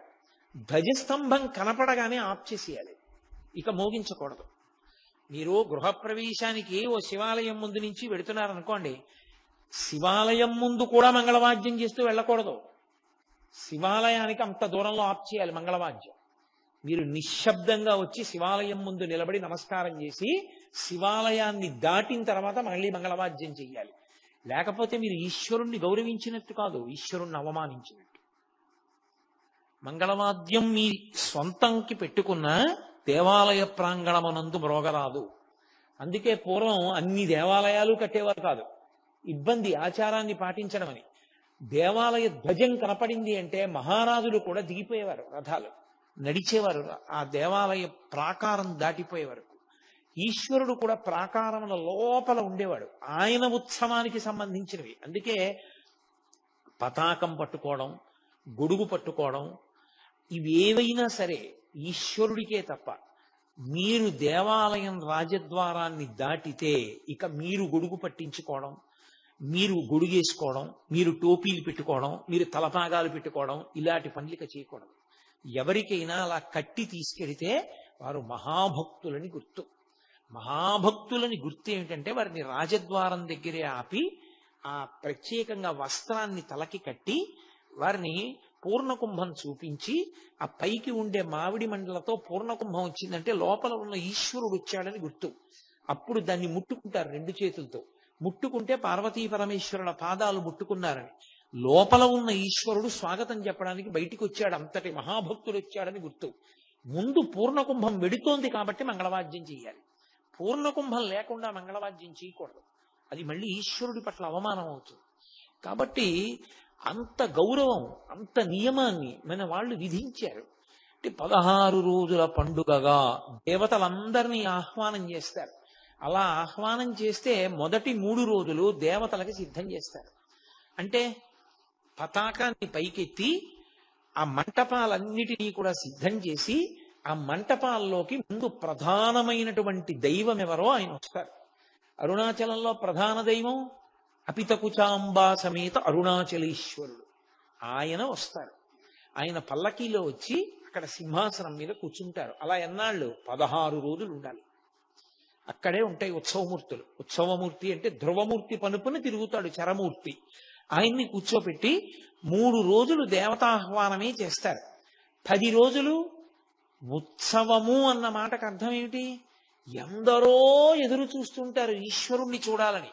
ఇంతమంది ఆలయంలోకి వెళ్ళి చూడగలిగారో చూడలేకపోయారో ఒకెత్తు, భక్తులు ఈశ్వరుణ్ణి చూడాలని ఎలా తాపత్రయపడతారో, అరే రేనా ఉత్సవం అని ఇంతమంది పిల్లలు వచ్చారు, ఇన్ని లక్షల మంది పిల్లలు వచ్చారు, వీళ్ళందరినీ నేను చూడొద్దు అని ఈశ్వరుడికి తాపత్రయం ఉంటుంది. తల్లికి తండ్రికి షష్ఠి పూర్తి జరుగుతోందండి. కొడుకులు వచ్చారు, కోడళ్ళు వచ్చారు, కూతుళ్ళు వచ్చారు, అల్లుళ్ళు వచ్చారు, వియ్యాలారు వచ్చారు, మనవలు వచ్చారు, ముని మనవలు వచ్చారు. వాళ్ళు తాతగారి దగ్గరికి వెడతారా? తాతగారు కూడా సంతోషంగా బాబా బయటకు వచ్చి, ఒరే నాన్న వచ్చావా, రండి రండి రండి రండి, ఒరే మీరు రాకపోతే ఎక్కడరా, శోభ ఎక్కడరా, మంచి పని చేశారా, వచ్చేసారని కౌగిలించుకుని ఇంటికి తీసుకెడతాడా రైల్వే స్టేషన్కి వచ్చి? ఎంత పెద్ద ఆయనైనా, ఎంత షష్ఠి పూర్తి జరుగుతున్నా ఆయన కూడా వీళ్ళ మీద ప్రేమ ప్రకటిస్తాడా, ప్రకటించడా? ఆ కుర్చీలో కూర్చొని తొడ మీద ఒక్కొక్క మనవడిని కూర్చోబెట్టుకుని మురిసిపోతాడా, మురిసిపోడా? మరి మురిసిపోయినట్టు పరమేశ్వరుడు మురిసిపోవద్దు. ఆయన ఒక్కడు బిగదీసుకుని లోపల కూర్చుని మీ అందరూ ఉత్సవం క్యూలో రండి అంటాడేంటి? ఆయన వస్తాడు బయటికి. అందుకే 10 రోజులు 10 వాహనముల మీద వస్తాడు. అందుకే తిరువణ్ణామలైలో అరుణాచలంలో ఈ కార్తీక జ్యోతికి 10 రోజులు 10 వాహనముల మీద వచ్చేటప్పుడు ఆయన ఒక రోజున వెండితో చేయబడినటువంటి నంది, అంటే తెల్లగా ఉంటుంది. నందీశ్వరుడు ఎంత తెల్లగా ఉంటాడో అంతటి తెల్లని నంది వాహనారూఢుడై పార్వతీ పరమేశ్వరులు ఆలయ ప్రాకారాన్ని చుడతారు, చుట్టి వస్తారు. దాన్ని ఊరిరిగింపు అంటారు. ఊరిరిగింపు అంటే ఊరంతటినే ఆయనకి చెప్తారు, అయ్యా ఇదిగోనండి బలానాయన బలానాయన బలానాయన కాకినాడ నుంచి కోటేశ్వరరావు అండి వాడు వచ్చాడు చూడడానికి అని చెప్తారు. చెప్తున్నారని గుర్తు. అందుకని అర్చకులు కూడా ఉంటారు దాని మీద. ఆయన ఒక్కడే బిక్కు బిక్కుమంటే వెళ్ళకూడదు, బ్రాహ్మణులు ఉంటారు అర్చకులు, వాళ్ళు చెప్పారనే గుర్తు. ఇప్పుడు పరమేశ్వరుడు సంతోషంగా వాళ్ళందరినీ చూస్తూ ఆ వాహనం మీద వెడతాడు. ఇప్పుడు ఆయన పరమ ప్రసన్నుడై మనని చూశాడు కాబట్టి మన జీవితానికో సార్థక్యత. ఆయన ఆంతరంగిక పరివారంలో మనం ఒకళ్ళం అయ్యాం. ఉత్సవంలో వెళ్ళినప్పుడు వాహనం మీద తిరుగులాడుతుండగా చూశాము అంటే ఆయన్ని మనం చూశాం కాదు, మనని ఆయన చూశాడు.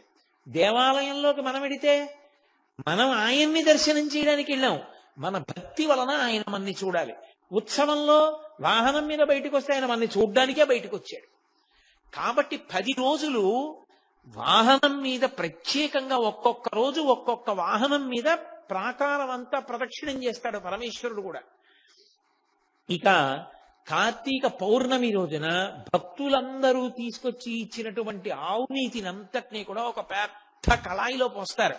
అందుకే ఒక్క అరుణాచల క్షేత్రంలో వెలిగించేటటువంటి దీపం ఒక్కొక్కసారి 4 రోజులు 5 రోజులు కూడా వెలుగుతుంది. తిరువణ్ణామలై అసలు ఎక్కడ అంగుళం కూడా ఖాళీ ఉండదు అంటారు. కొన్ని లక్షల మంది జనంతో నిండిపోతుంది. ఇన్ని లక్షల మంది ఎదురు చూస్తుంటారు ఆ జ్యోతి వెలగడానికి. కొంతమంది ఔత్సాహికులు ఆ జ్యోతిని వెలిగించడానికి పెద్ద పాత్ర ఆవు నెయ్యి పోసి ఒత్తి వేసి తీసుకెడుతుంటే దాంతో పాటే పెడతారు పైకి.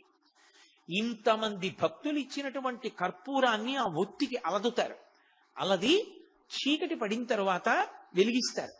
అది ఇలా వెలుగు కనపడగానే ఒక్కసారి అరుణాచలం అంతా మార్మోగిపోతుంది. అరుణాచల శివ అరుణాచల శివ అరుణాచల శివ అరుణాచల అని ప్రత్యేకంగా అదే పలుకుతారు. ఆ 4 నామాలు పలుకుతారు. అరుణాచల శివ అరుణాచల శివ అరుణాచల శివ అరుణాచల అని. ఆ నామం ప్రతిధ్వనించిపోతుంది, దిక్కులు మార్మోగిపోతాయి ఆ నామంతో.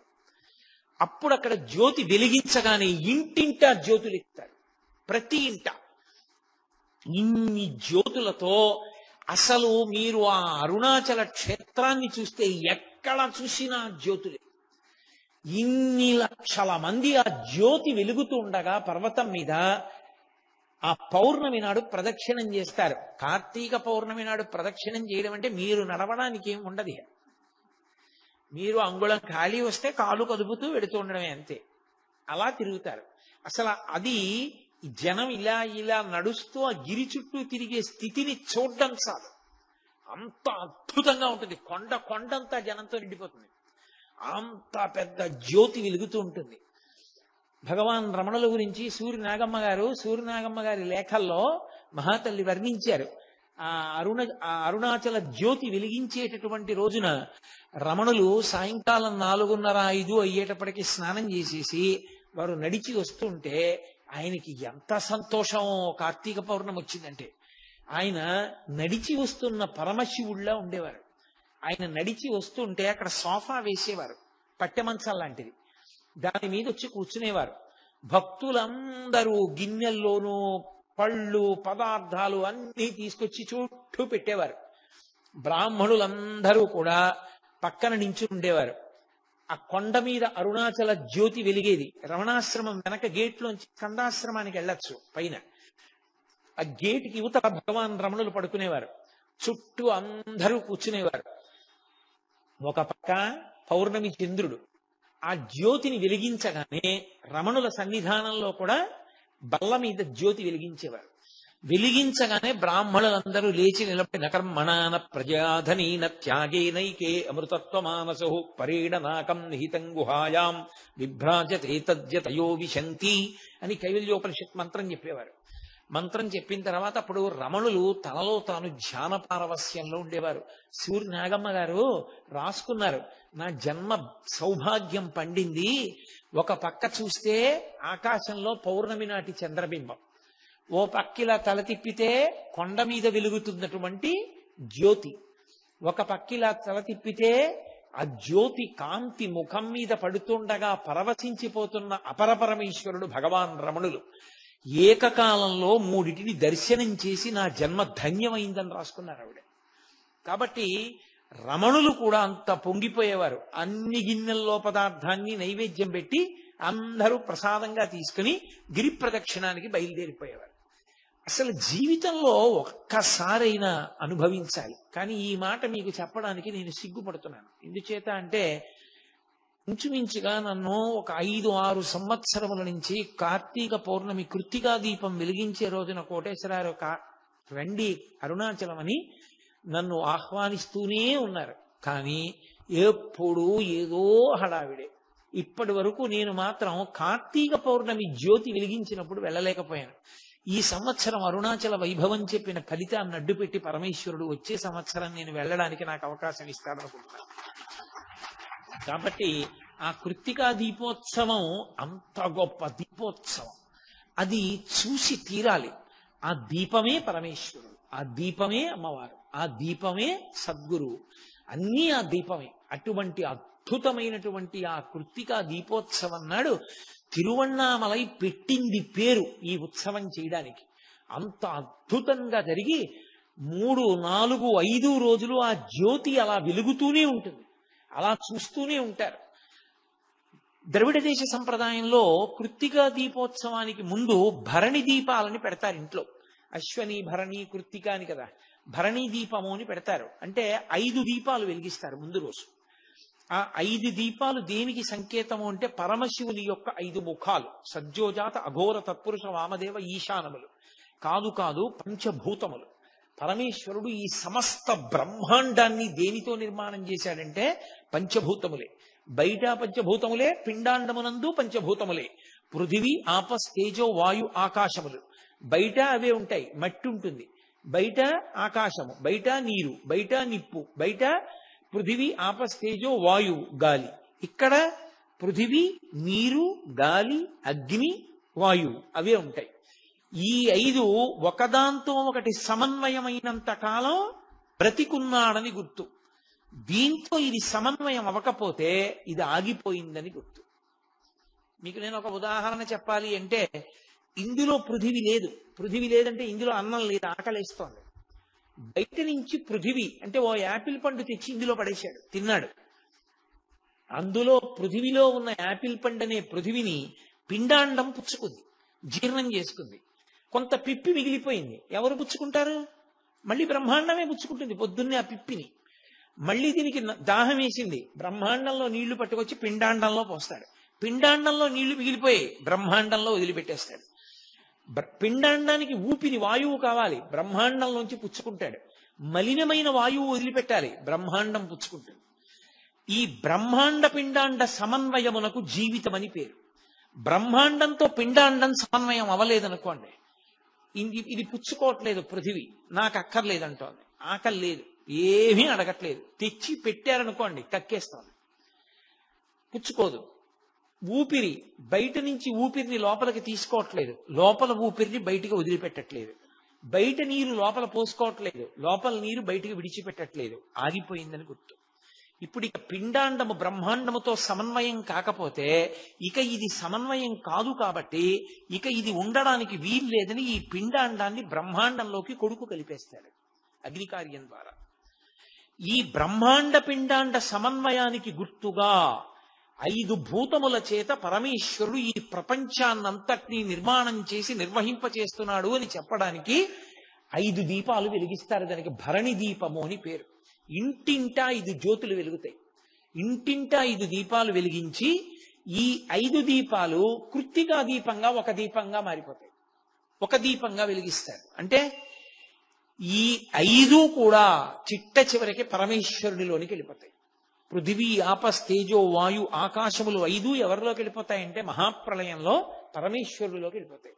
ఇంకా ఏమీ ఉండదు, ఆయన ఒక్కడే ఉంటాడు, ఆయన తప్ప వేరొకటి ఉండదు. దానికి సూచనగా కృత్తికా దీపాన్ని ఒక జ్యోతిని వెలిగిస్తారు. ఇలా భరణి దీపము కృత్తికా దీపము అని 2 దీపాలుగా ఇళ్లల్లో వెలిగిస్తారు. దేవాలయంలో మాత్రం కృత్తికా దీపోత్సవము అన్న పేరుతో ఒక్క దీపాన్ని కొండ మీదకి తీసుకెళ్లి వెలిగిస్తారు. ఇంత అద్భుతమైనటువంటి కృత్తికా దీపోత్సవం సంవత్సరంలో జరిగి మందో ప్రపంచవ్యాప్తంగా ఎన్ని దేశాల నుండో వచ్చి అసలు ఆ జ్యోతి దర్శనం చేసుకుని పొంగిపోయేది ఒక్క తిరువన్నామలైలోనే. కొంతమంది అయితే జ్యోతి వెలిగించడానికి పట్టుకెళ్లేటటువంటి పాత్రతో పాటే కొండెక్కుతారు. ఎక్కి అక్కడ బ్రాహ్మణులు మంత్రభాగం చేసి అది వెలిగించినప్పుడు దగ్గర నుంచి చూసి ధన్యులై కిందకి దిగొచ్చి గిరి ప్రదక్షిణం చేస్తారు. అంత అద్భుతమైన ఉత్సవం. జ్యోతి అన్న మాటకి అరుణాచలం పర్యాయ పదమైతే జ్యోతి అన్న మాటకి తగిన వారందరి అలా పిలిపింపబడినటువంటి శ్రీ విద్యా సంప్రదాయం బాగా తెలుసున్నటువంటి కుటుంబాలకి కామకోటి కుటుంబం అని పేరు. అందులో ఒక పెద్ద ఆయన బాగా శ్రీ విద్యా సంప్రదాయము రామాయణ భారత భాగవతాది ఇతిహాసములతో ప్రవేశమున్నవారు, గొప్ప ఆచారకాండలో ప్రవేశమున్నవారు, చాలా చక్కగా ఆచార సంప్రదాయాల్ని పాటించేటటువంటి భక్తి తత్పరులు, వారికి కామకోటి శాస్త్రి గారని పేరు. ఆయన ఆ పరంపరలోని వారు. ఆ కామకోటి శాస్త్రి గారికి ఒక తమ్ముడు, ఆయన పేరు చిదంబర శాస్త్రి. ఈ కామకోటి శాస్త్రి గారు పరమ భగవద్భక్తితో కాంచీపురంలో జీవితం గడుపుతున్నారు. ఆయనకి ఒక కూతురు, ఆ కూతురు పేరు శేషమ్మ. ఆయనకి కూతురు ఉన్న ఆయన తన తమ్ముడైన చిదంబర శాస్త్రి యొక్క కుమార్తె, ఆమెని ప్రత్యేకంగా తన కుమార్తెగా ఆయన స్వీకరించారు. స్వీకరించి మరకతమ్మ అని పేరు ఆవిడికి. ఆ మరకతమ్మ గారిని ఆవిడ సాముద్రికం చూసి ఈమె చాలా గొప్పదవుతుంది అని దత్తత చేసుకున్నారు. తనకి కూతురు ఉన్నా కూడా తమ్ముడు కూతుర్ని. ఈ మరకతమ్మ గారికి 12వ సంవత్సరం వచ్చేటప్పటికి విశేషమైనటువంటి సంగీత ప్రావీణ్యం వచ్చింది.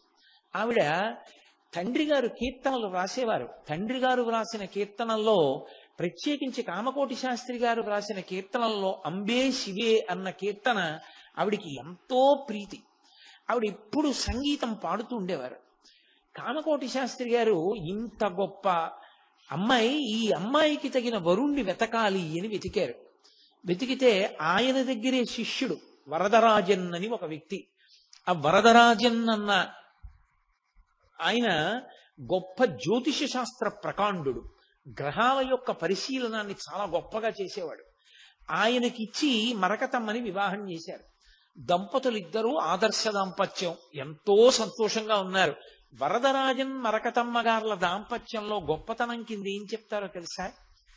పెళ్ళైన దగ్గర నుంచి వరదరాజన్ గారు తను నిద్ర లేచేటప్పటికి తన భార్య నిద్రపోతూ ఉండగా కానీ, తను లేచి ఉండగా తన భార్య నిద్రపోవడం కానీ ఆయన ఎప్పుడూ చూడలేదు. అసలు వరదరాజన్ గారి జీవితం మొత్తంలో తన భార్య మరకతమ్మ నిద్రపోతుండగా ఆయన చూడలేదు. అంటే ఆయన నిద్ర లేవక ముందు ఆవిడ నిద్ర లేచేవారు. ఆయనకి కావలసిన ఏర్పాట్లన్నీ చేసేవారు. ఆయన నిద్రపోతున్నప్పుడు కాళ్ళొత్తి ఆయన నిద్రపోయిన తరువాత ఆవిడ నిద్రపోయేవారు. ఆవిడ ఇంటికొచ్చిన అతిథుల్ని అంత సత్కరించేవారు. అందుకని మధ్యాహ్న నిద్ర కూడా లేదు ఆవిడికి.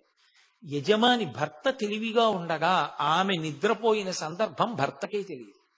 అంతటి మహాపతివ్రత, అంతగా భర్తని అనుగమించింది ఆవిడ. చాలా సంవత్సరాలు అయిపోయింది, సంతానం మాత్రం కలగలేదు.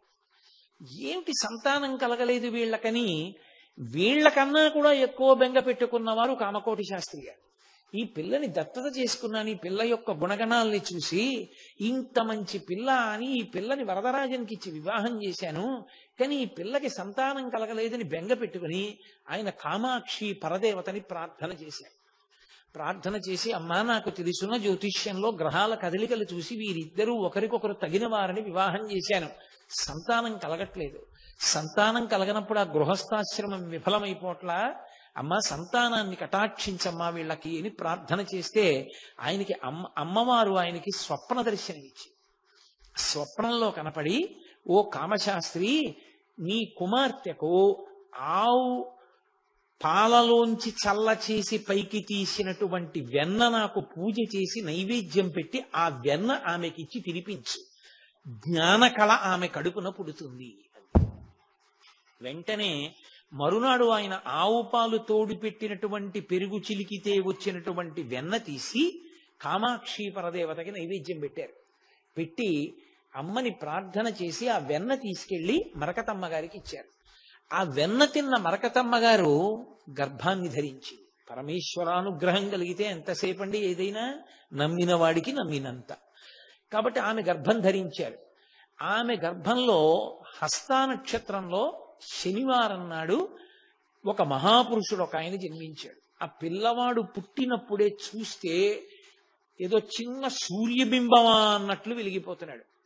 చూశాడు తాతగారు కామకోటి శాస్త్రి గారు, ఇంత గొప్ప పిల్లవాడు కామాక్షి పరదేవతానుగ్రహంతో పుట్టాడు, జ్ఞానకళ పుట్టబోతోంది అంది అమ్మవారు, వీడు ఎంతటి మహాజ్ఞాని కావాలో అనుకున్నాడు.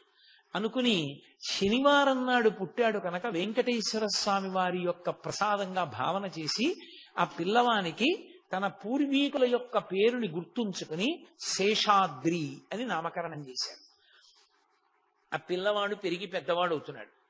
ఆయన ఎప్పుడూ తనలో తాను ఏదో చింతన చేస్తున్నట్లుగా ఉండేవాడు ఆ పిల్లాడు.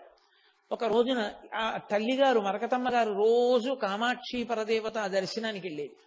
ఈ పిల్లవాడిని ఎత్తుకుని ఆవిడ వెడుతోంది. ఆ కామాక్షి దర్శనానికి వెడుతుంటే ఆ రహదారికి రెండు వైపుల అంగళ్లలో బొమ్మలు అమ్ముతున్నారు. ఈ పిల్లవాడు అమ్మ చంకలోంచి కిందకి దిగి మెల్లిగా పరిగెత్తుకుంటూ వెళ్ళి అప్పుడే కొట్టు తెరిచాడు ఒక వ్యక్తి. నవనీత కృష్ణుడు అంటారు. నవనీత కృష్ణుడు అంటే వెన్న తింటున్న కృష్ణుడు. అది ప్రత్యేకంగా మీరు ఎప్పుడైనా చూడగలిగితే చూడండి, అది చాలా గొప్పగా ఉంటుంది. గురువాయూరులో కృష్ణ భగవానుని యొక్క మూల విరాట్ ఉన్న చోట కుడివైపు మీకు ప్రత్యేకంగా అది అనుమతిస్తేనే చూడగలరు, లేకపోతే కుదరదు. గోడ మీద ఉంటాడు, తామర పువ్వులో కూర్చుని వెన్న తింటుంటాడు. నవనీత కృష్ణ అంటారు. ఆ దర్శనం చాలా గొప్పది. ఆ నవనీత కృష్ణుని విగ్రహాన్ని కంచులో పోత పోసి విగ్రహాలు పెట్టి అమ్ముతున్నాడు ఒక వ్యక్తి. ఈ పిల్లవాడు ఈ జనంలో తప్పించుకుని పరుగు పరుగున వెళ్ళి ఆ కొట్టు అప్పుడే తెరిచి బొమ్మలు పేరుస్తున్న వ్యక్తి యొక్క చెయ్యి పట్టుకుని అన్నాడు, నాకు ఆ కృష్ణ పరమాత్మ విగ్రహం ఇవ్వవా, పూజ చేసుకుంటాను అన్నాడు. ఆ కొట్టు అతనికి చాలా ముచ్చటేసింది.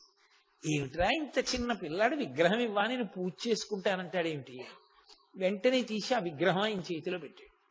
ఆ పిల్లవాడు విగ్రహం పట్టుకుని తల్లి దగ్గరికి పరిగెత్తుకొచ్చాడు. తల్లి వెతుక్కుంటోంది, ఏడి పిల్లవాడని. అమ్మా అమ్మా నేను స్వామిని తెచ్చుకున్నానమ్మా, పూజ చేసుకుంటానన్నాడు.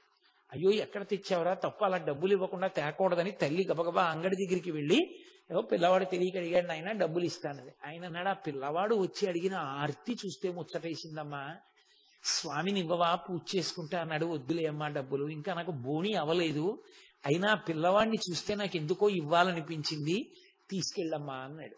ఆ నవనీత కృష్ణుడిని పట్టుకుని కామాక్షి అమ్మవారి దర్శనం చేశారు, వెనక్కి వెళ్ళిపోయారు. ఇంటికి వెళ్ళిపోయారు. మర్నాడు పిల్లాడిని ఎత్తుకుని మళ్ళీ బయలుదేరింది మరకతమ్మ గారు. ఆవిడ రోజు కామాక్షి పరదేవత దర్శనం చేసేది, గుడిలోకి వెళ్తోంది. ఈ అంగళ్ళలో ముందు రోజు ఆ కంచు విగ్రహాన్ని అమ్మినటువంటి వ్యక్తి పరుగు పరుగున వచ్చాడు. బంగారు చేతుల శేషాద్రి, బంగారు చేతుల శేషాద్రి అని అరుస్తూ వచ్చాడు. హస్త నక్షత్రం లోకాన్ని పరిపాలించగలదు అని, హస్త అంత గొప్ప నక్షత్రం కాబట్టి పరుగు పరుగున వచ్చి బంగారు చేతుల శేషాద్రి అని పిల్లవాడి 2 చేతులు పట్టుకుని తల మీద పెట్టుకుని ఆ పిల్లవాడి కాళ్ళ మీద పడిపోయాడు. తల్లిగారు తెల్లబోయారు, ఏమైందయా, ఎందుకు అలా పిల్లాడి కాళ్ళ మీద పడిపోతున్నావు, చేతులు పట్టుకుంటున్నావు, బంగారు చేతులు అంటావు, ఏమిటి అల్లరంది? ఆయన అన్నాడు, అమ్మా ఇన్నాళ్ళ నుంచి ఇక్కడ ఇవి అమ్ముతున్నాను, ఎంత పెద్ద తిరణాళ్లు జరిగినా 100 విగ్రహాలు అమ్మిన రోజు లేదు. కొట్టు తెరవగానే ఈ పిల్లవాడు వచ్చి నాకొక్క స్వామిని ఇవ్వవా, పూజ చేసుకుంటానన్నాడు. అమ్మా నువ్వు చెప్తే నమ్మవు, నిన్న ఒక్కరోజు 1000 విగ్రహాలు అమ్మానమ్మా, ఈ పిల్లవాడు చేత్తో ముట్టుకుంటే అన్నాడు. ఒక్కరోజు 1000 విగ్రహాలు. అప్పటి నుంచి ఆ పిల్లవాడిని బంగారు చేతుల శేషాద్రి అని పిలుస్తూ ఉండేవారు. ఆయన అన్నం కూడా తినేవారు కాదు, వెళ్ళి కూర్చుని ఎప్పుడు తనలో తానే రమిస్తూ ఉండేవారు. 10వ ఏట తండ్రి ఉపనయనం చేశారు. శాస్త్ర ప్రవేశం చేసి చక్కగా శాస్త్రాలు, రామాయణ భారత భాగవతాలు అన్ని చదువుకున్నారు. కానీ తండ్రి గారు అకస్మాత్తుగా శరీరాన్ని విడిచిపెట్టేశాడు. ఎప్పుడైతే వరదరాజన్ శరీరాన్ని విడిచిపెట్టేశాడో నిర్ఘాంతపోయింది ఆ తల్లి మరకతమ్మ గారు. ఆ పిల్లవాడిని తీసుకుని చాలా కాలం ఆమె తండ్రి గారైన కామకోటి శాస్త్రి గారే పోషణ చేశారు. ఒకానొకప్పుడు ఆయన రామాయణం మీద ఉపన్యాసాలు చెప్పడానికి వెళ్ళవలసి ఉండి తన శరీరం అనుమతించక అనారోగ్యంతో ఉండి పిల్లవాడిని పిలిచి శేషాద్రిని వెళ్ళి ప్రసంగాలు చేయమన్నారు. అద్భుతమైన ప్రసంగాలు చేసి తిరిగి వచ్చాడు ఆ పిల్లాడు. తల్లిగారు కూడా వెళ్ళారు. కాలక్రమంలో కామకోటి శాస్త్రి గారు నేను పెద్దవాడిని అయిపోయానని ఉపనిషత్ బ్రహ్మేంద్ర స్వామి వారి దగ్గర సన్యాసాశ్రమ స్వీకారం చేసి తదనంతర కాలమునందు శరీరం వదిలిపెట్టేశారు. వీళ్ల పోషణ భారం వరదరాజన్ గారి తమ్ముడైనటువంటి రామస్వామి అని ఆయన పేరు. ఆ రామస్వామి ఆయన భార్య పేరు కళ్యాణి. రామస్వామి కళ్యాణి దంపతులు ఈ మరకతమ్మ గారిని కొడుకైనటువంటి శేషాద్రిని చూడడం మొదలుపెట్టారు. జాగ్రత్తగా వాళ్ళకి కావలసిన అవసరాలు తీరుస్తూ ఉండేవారి దగ్గర పెట్టుకుని పరమ ప్రేమతో చూసేది కళ్యాణి గారు. కారణం ఏమంటే వరదరాజన్ గారు ఉన్న రోజుల్లో వరదరాజన్ గారికి మరకతమ్మ గారికి పుట్టిన 2వ సంతానం నరసింహన్ అని పేరు కలిగినటువంటి పిల్లవాడిని తమ్ముడికి దత్తత ఇచ్చేశాడు వరదరాజన్ గారు. అందుకని తమ్ముడైనటువంటి ఆ రామస్వామికి అన్నగారి సంతానమైనటువంటి శేషాద్రి అన్న, వదిన గారు మరకతమ్మ గారన్న మహాప్రేమ గౌరవం. దగ్గర పట్టుకుని చూస్తున్నాడు. ఈ పిల్లవాడు పెద్దవాడు అవుతున్న కొద్దీ ఏకాంతంలో ఉండడం మొదలుపెట్టాడు. తలుపులేసి కూర్చునేవాడు. అన్నం తినేవాడు కాదు. ఎప్పుడో 1 గంటకో 2కో 3కో బయటికి వస్తూ ఉండేవాడు. రామచంద్రమూర్తి, కామాక్షి పరదేవత ధ్యానంలో ఉండి ఉండి ఉండి ఉండి పైకి లేచి ఆ పిల్లవాడు అకస్మాత్తుగా ఒక రోజున తెల్ల కాగితం మీద ఇలా గీశాడు 5 కొండలు. 5 కొండలు వచ్చాయి, 5 శిఖరాలు. ఆ 5 శిఖరాల్ని ఆయనకి తెలియకుండానే పూజా మందిరంలో పెట్టుకుని పూజ చేస్తుండేవాడు. అవి ఏమిటో ఎందుకు గీశాడో ఆయనకే తెలియదు. అలా ఎక్కడైనా ఉన్నాయో కూడా ఆయనకి తెలియదు. ఆయన పూజ చేస్తుండేవాడు. ఒక రోజున ఆయన ధ్యానంలో ఉన్నారు. పచ్చటి పసుపు రంగులో ఉన్న పాము ఒకటి వచ్చి ఆయనని వెన్నుపాము దగ్గర నుంచి పైకి పాకి కంఠాన్ని చుట్టుకుని తల నుంచి పడగలు విప్పి, చల్లగా ఉంది ఏదో పాకుతోందని చూసే లోపల కంఠాన్ని చుట్టుకుని పడగ విప్పింది. ఆయన ఒక్కసారి కళ్ళు విప్పి పైకి చూసి ఇలా చూశారు. పచ్చటి బంగారు రంగులో ఉంది పాము. ఓ కామాక్షి పరదేవత నన్ను అనుగ్రహించింది అనుకున్నారు. ఆయన చెవిలో వినపడింది, నీకు పరదేవతానుగ్రహం కలిగింది, నిన్ను కన్న తల్లి వెళ్ళిపోతోంది అని వినపడింది. వెంటనే ఆయన అమ్మని చూడ్డానికి పెరట్లోకి వెళ్ళారు. చెట్టు కింద ఉన్నారు మరకతమ్మ గారు. ఆశ్చర్యకరమైన సంఘటన ఆ రోజున జరిగింది. ఈ పిల్లవాడు శేషాద్రి అమ్మ దగ్గరికి వెళ్ళాడు. అమ్మ గభాలను లేచి కూర్చుని పిల్లాడిని దగ్గరికి తీసుకుని చెయ్యి పట్టుకుని ఉంచి 2 శ్లోకాలు చెప్పారు ఆవిడ. ఒకటి శంకర భగవత్పాదుల శ్లోకం, సత్సంగత్వే నిస్సంగత్వం, నిస్సంగత్వే నిర్మోహత్వం, నిర్మోహత్వే నిశ్చలతత్వం, నిశ్చలతత్వే జీవన్ముక్తి. ఆవిడ 2వ శ్లోకాన్ని దర్శనాత్ అప్రసదసి జననాత్ కమలాలయే కాశ్యాంతు మరణాన్ముక్తి స్మరణాత్ అరుణాచలే, ఈ 2 శ్లోకాలు చెప్పి పడిపోతూ పడిపోతూ తన చేత్తో పిల్లవాడి గుండెల మీద 3 మాటలు గట్టిగా కొట్టారు. అరుణాచల అరుణాచల అరుణాచల అని అరుస్తూ కొట్టింది ఆవిడ. కొట్టి అరుణాచలాన్ని మరిచిపోకు, అరుణాచలాన్ని నమ్ముకో అని చెప్పి ప్రాణం వదిలేసింది. ఆ వదిలేసే ముందు ఆవిడ ఆఖరి కోరిక కోరింది, మా నాన్నగారు రచన చేసిన అంబే శివే అన్న కీర్తన పాడు, నేను పాడినంతసేపు పాడతాను, తర్వాత పడిపోతాను. ఆయన పాడుతున్నారు, ఆవిడ పాడుతూ శరీరం వదిలిపెట్టేశారు.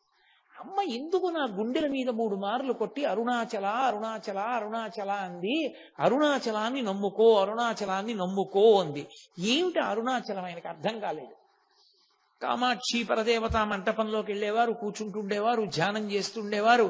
అమ్మగారు బతికున్న రోజుల్లోనే ఒక విచిత్రం జరిగింది. ఈ పిల్లవాడికి పెళ్ళన్నా చెయ్యాలని ఆవిడ తాపత్రయం. ఈయనకి ఈ పిల్లవాడి అత్త కూతురు ఉండేది, ఆమె పేరు దేవి. ఆమెనిచ్చి పెళ్లి చేద్దాం అనుకున్నారు. ఎలాగో పినతండ్రి రామస్వామి గారికి జ్యోతిష శాస్త్ర పరిజ్ఞానం ఉంది. ఆయన జాతకం చూసి అన్నారు, వీడికి ఎవరు పిల్లనివ్వరు, వీడికి సన్యాస యోగం ఉంది, వీడు మహాజ్ఞాని, వీడి సన్యాసి అవుతాడు, వీడికి సంసారం లేదన్నారు. అమ్మగారు బెంగ పెట్టుకున్నారు. అన్నట్టే ఆ దేవికి మారు సంబంధం కుదిరిపోయింది, పెళ్ళైపోయింది. తల్లిగారు వెళ్ళిపోయారు. ఈ పిల్లవాడు అన్నం తినేవాడు కాదు, శరీరం పాడైపోతుందనేవారు. ఎప్పుడూ ధ్యానంలో ఉండేవాడు. ఒకనాడు ఒక పండితుడు వచ్చి ఈయనతో రుద్ర సంబంధమైన విషయముల మీద వాదించాడు. వాదిస్తున్నప్పుడు శ్మశానంలో మంత్రజపం చేస్తాను అని ప్రమాణవాక్కు చూపించి, నాకెందుకు ఈ ఇల్లు అన్నం తినలేదు, ఈ గొడవ నాకెందుకు, నేను శ్మశానంలో కూర్చుంటానని ఈ పిల్లవాడు వెళ్ళి శ్మశానంలో కూర్చుని జపం మొదలెట్టాడు. పిన్నతండ్రికి కోపం వచ్చి, నువ్వు శ్మశానంలో కూర్చుంటే ఇంటికి రావద్దాను. నేను రానింటికి అన్నాడు. ఒక కొంతకాలం గడిచేటప్పటికీ తండ్రి అంటే శేషాద్రి గారి తండ్రి వరదరాజన్ తద్దినం వచ్చింది. తద్దినం పెట్టాలంటే కొడుకు ఉండాలి. అందుకని శ్మశానం దగ్గరికి వెళ్ళి పిన్ని బాబయ్య పిలిచారు, ఒరే ఇంటికి వచ్చి తద్దినం పెట్టరా అన్నారు. ఆయన అన్నాడు, నాకు తల్లి ఎవరు, నాకు తండ్రి ఎవరు, నేను సన్యాసిని, నాకెవరు లేరు అన్నాడు. ఆయనకి కోపం వచ్చి పినతండ్రి పిల్లాన్ని పట్టుకుని కాళ్ళు చేతులు కట్టి తీసుకొచ్చి గదిలో బారేసి తలుపేసాడు. తద్దినం అన్నా పెట్టు, తద్దినం అన్నా పెట్టకుండా తిరుగుతావెవరని మరి. తద్దినం పెట్టడానికి అన్ని ఏర్పాట్లు అయ్యాయి. ఆ పిల్లవాడిని బయటికి తీసుకొద్దామని తలుపు తీశారు. పిల్లవాడు లేడి ఆ గదిలో. వేసిన తలుపు వేసినట్టే ఉంది, దానికి ఇంకో ద్వారం లేదు, ఇంకో కిటికీ లేదు. కానీ పిల్లవాడు మాత్రం లేడు. అప్పుడు ఆయన నిశ్చయించుకున్నారు, ఇంకా వీడు యోగి పురుషుడు అయిపోయాడు, వీడిని కామాక్షి పరదేవతే తప్పించేసింది, ఇక వీడి సామాన్య బంధనాల్లో ఇమడడు అనుకున్నారు. ఇంతలో కొంతకాలానికి కాంచీపురానికి ఒక మహానుభావుడు బాలాజీ స్వామి వారిని పేరు కలిగినటువంటి ఒక సన్యాసి, ఒక పరివ్రాజకుడు ఒక ఆయన వచ్చారు. వచ్చి ఆయన సన్యాస దీక్ష ఇచ్చారు ఈ పిల్లవాడికి. అదే పేరుతో ఇచ్చారు, శేషాద్రి స్వామి అన్న పేరుతోటి ఇచ్చారు. సన్యాసం కూడా తీసుకున్నాడు. ఇంకా ఆయనకి దేని మీద వ్యామోహం లేదు. బయలుదేరారు తిన్నగా అనేక క్షేత్రాలు చూస్తూ అరుణాచల క్షేత్రానికి చేరుకున్నారు. ఆయన అరుణాచలానికి చేరుకున్నప్పుడు విచిత్రం ఏంటంటే, మనందరం కూడా సాధారణంగా ఇటువైపు నుంచి వెళ్లే వాళ్ళందరం కూడా వెళ్ళినప్పుడు బస్సులో పంచశిఖరాల వైపు నుంచి ఏ రోడ్లో వెడతామో ఆ రోడ్లో వెళ్ళారు. వెళ్ళేటప్పటికే ఆయనకు ఒక ఆశ్చర్యం కనపడింది. తను ఒకనాడు కాగితం మీద ఏ 5 శిఖరాల బొమ్మ గీశారో ఆ 5 శిఖరాలే స్వాగతం పలికాయి. ఏమి నా భాగ్యం, ఇదా అరుణాచలం అనుకున్నారు. అరుణాచలంలో ఉన్నటువంటి అరుణాచలేశ్వర దేవస్థాన ప్రధాన అర్చకుడు చూశాడు, కానీ ఆయన తేజస్సు గుర్తుపట్టలేకపోయాడు. సరే, దుర్గమ్మ క్షేత్రంలో కూర్చునేవారు, ఎప్పుడూ జపం చేసేవారు. ఆయన్ని లోకమంతా ఒక పిచ్చివాడు అనుకునేది. మహాత్ములందరినీ పిచ్చివాళ్ళని అనుకుంది ఈ లోకం. ఎందుకని అంటే చంద్రశేఖర భారతీ స్వామి గారు అంటుండేవారు, శృంగగిరి పీఠాధిపత్యం వహించిన మహాపురుషులు ఎవరిని పిచ్చివాడు అంటాం? ఎవడు మనకు అర్థం కాలేదో వాడిని పిచ్చాడంటాం. మనకు అర్థం కాలేదు కాబట్టి పిచ్చాడు అంటున్నాం, ఆయనకి మనం అర్థం కాం కాబట్టి మనని పిచ్చివాళ్ళని ఆయన అంటాడు. మనకు అర్థం కాని వాళ్ళందరూ పిచ్చివాళ్ళు అయితే జ్ఞానులు కూడా మనకు అర్థం కారు, అందుకే మనం వాళ్ళని పిచ్చాళ్ళ లెక్కలో కట్టేస్తాం. రామకృష్ణ పరమహంసని, చంద్రశేఖర భారతీ స్వామిని తీసుకెళ్లి మహానుభావుడు శేషాద్రి స్వామిని వీళ్ళందరినీ పిచ్చాళ్ల కింద లెక్క కట్టడానికి రమణ మహర్షి అంతటి వాళ్ళని రాళ్లతో కొట్టడానికి కారణం అదే. మనకు అర్థం కాదు కాబట్టి పిచ్చాడంటాం. ఆయన మహానుభావుడు పిచ్చివాళ్లే తిరుగుతూ ఉండేవారు. ఈ అక్కడ ఉన్నటువంటి ఆ అరుణాచల పట్టణంలో ఈ గృహస్థులందరూ కూడా బయట పారేసినటువంటి పనికిమాలిన వ్యర్థ పదార్థాన్ని బండిలో పోసి పట్టుకెడుతూ ఉండేవారు. ఆయన బండెక్కి కూర్చుని, స్పష్టంగా చెప్పాలంటే పెంటకుప్ప మీద కూర్చుని, ఇది నా కుచ్చుల బండి అంటుండేవారు. అందరూ రాత్రి నిద్రపోతుంటే ఆయన గట్టిగా అరుస్తూ పరిగెడుతుండేవారు. ఆయన నిద్రపోకండి యముడొచ్చి ఎత్తుకుపోతాడు, నిద్రపోకండి అని అరుస్తూ పరిగెడుతుండేవారు. భగవద్గీతలో అంటారు, యానిషా సర్వభూతానాం తస్యాత్ జాగర్తి సంయమి యస్యాత్ జాగృతి భూతాని సానిషాహ పశ్యతో మునేహే అంటారు. సమస్త జీవులు నిద్రపోతున్న వేళ యోగి మేల్కొని ఉంటాడు. ఆయన నిద్రపోవడం కొన్ని సంవత్సరాల పాటు ఎవరూ చూడలేదు. ఆయన ఎవరైనా ఆయనకి భోజనం పెడితే ఇలా కూర్చుని ఆ భోజనాన్ని తీసుకెళ్లి కనపడినటువంటి ప్రాణులన్నిటికీ పెట్టేస్తుండేవారు. ఆయన ఎవరినైనా చెంప మీద కొడితే వాడు మహదైశ్వర్యవంతుడు అవుతుండేవాడు. ఆయన ఒకసారి ఒక దుకాణం దగ్గరికి వెళ్ళారు. అతను వచ్చిన వాళ్ళందరికీ ఏదో పదార్థాలు తయారు చేసి అవి అమ్ముతూ ఉండేవాడు. మీకు బాగా అర్థం అవ్వాలంటే కాఫీ హోటల్ అనుకోండి. ఆయన అక్కడికి వెళ్ళి ఒక రోజున అకస్మాత్తుగా ఏం చేశారంటే మైదా పిండి ఉన్నటువంటి బస్తా పైకెత్తి నీళ్ల తొట్లో ఉన్న నీళ్లు కొన్నింటిలో పోసేశారు. అదంతా కలిపి పెద్ద ముద్దయిపోయింది. అతను ఏం అనలేదు. శేషాద్రి స్వామి మహాత్యం తెలుసున్నవాడు కాబట్టి ఊరుకున్నాడు. కానీ ఇంత మైదాపిండి నీళ్లలో ముద్దయిపోయింది, ఇంత ముద్ద నేను ఏం చేసుకుంటాను, అయ్యయ్యో నష్టం వస్తుంది అనుకున్నాడు. అకస్మాత్తుగా ఓ సర్కస్ కంపెనీ వాళ్ళు తిరువణ్ణామలై వచ్చి, మేము గుడారం అవి వేసుకోవాలి, మాకు సమయం లేదు, నువ్వు 800 పరోటాలు చేసి ఇవ్వగలవా అన్నారు. ఆ మైదాపిండితో కలిపి తొందరగా పరోటాలు చేసి ఇచ్చి ఆ రోజున విశేషమైన లాభం గడించాడు. ఆయన చేష్టితములంత విచిత్రంగా ఉండేవి. ఆయన ఎడమ చేతిలో 3 శూలములు ఉండేవి. 3 శూలములు అంటే శూలాల గుర్తులు. కుడి చేతిలో ఎర్రటి వలయం ఉండేది. ఆయన ఎంత ఆశ్చర్యకరమైన పనులు చేసేవారంటే ఆయన ఎప్పుడూ తిరువణ్ణామలై విడిచిపెట్టి వెళ్ళలా. భగవాన్ రమణులు ఎలా వెళ్ళలేదో అలాగే శేషాద్రి స్వామి కూడా ఉన్నంతకాలము తిరువణ్ణామలై విడిచిపెట్టకుండానే ఉండేవారు. పిచ్చివాళ్లే తిరుగుతుండేవారు, ఉన్మాది అనుకునేవారు. అక్కడే దగ్గరలో విఠోబా స్వామి వారిని ఒక స్వామివారు ఉండేవారు పక్క ఊళ్ళో. ఆయన మంచి మహాత్యం కలిగిన వాళ్ళు, తపస్సిద్ధి పొందినవారు. ఒక రోజున నడిచి వెళ్ళిపోతున్నటువంటి శేషాద్రి స్వామి ఆకాశం వంక చూసి, అడిగో విఠోబా వెళ్ళిపోతున్నాడు అని అరిచారు. ఎవరికి అర్థం కాలేదు, ఏమిటి విఠోబా వెళ్ళిపోతున్నాడు అని అరుస్తున్నారు ఏంటి అనుకున్నారు. ఆయన అరిచి అన్నారు, విఠోబా వెళ్ళిపోతున్నాడు దేవతల దగ్గరికి అన్నారు. కాసేపటికి పక్క ఊరు నుంచి వార్త వచ్చింది, విఠోబా స్వామి శరీరాన్ని విడిచిపెట్టేశారు. ఆయన ఆకాశం వంక చూసి పిలుస్తుండేవారు, దేవతలు వెడుతున్నారు, అదిగో యక్షులు వెడుతున్నారు, అదిగో కొంతమంది శరీరం విడిచిపెట్టి వెళ్ళిపోతున్నారని పేర్లు పెట్టి పిలుస్తుండేవారు. అంతటి మహితాత్ముడు, పుట్టుక చేత యోగి, మహానుభావుడు, కారణజన్ముడు, కామాక్షి పరదేవత అనుగ్రహంతో పుట్టి అరుణాచల పర్వతం చేత ఆకర్షింపబడ్డారు ఆయన.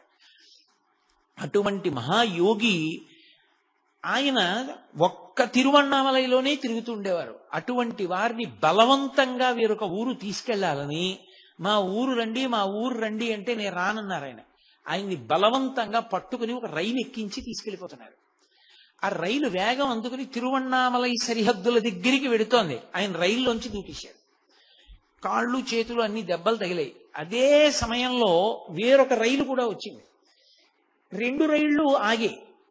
అవతల రైల్లోంచి దిగిన వ్యక్తి ఆత్మహత్యా ప్రయత్నం చేశాడు, ఇతన్ని పోలీసులకు అప్పచెప్తానని చెప్పి ఆ అవతల రైలు యొక్క డ్రైవరు గార్డు కలిసి ఈయన్ని పోలీసులకు అప్పచెప్తామని చెప్పి రైలు ఎక్కించారు. మళ్ళీ 2వ రైలు ఎక్కించి ఇంజిన్ డ్రైవర్ వెళ్ళి ఇంజిన్ స్టార్ట్ చేశాడు, కానీ రైలు కదలలేదు.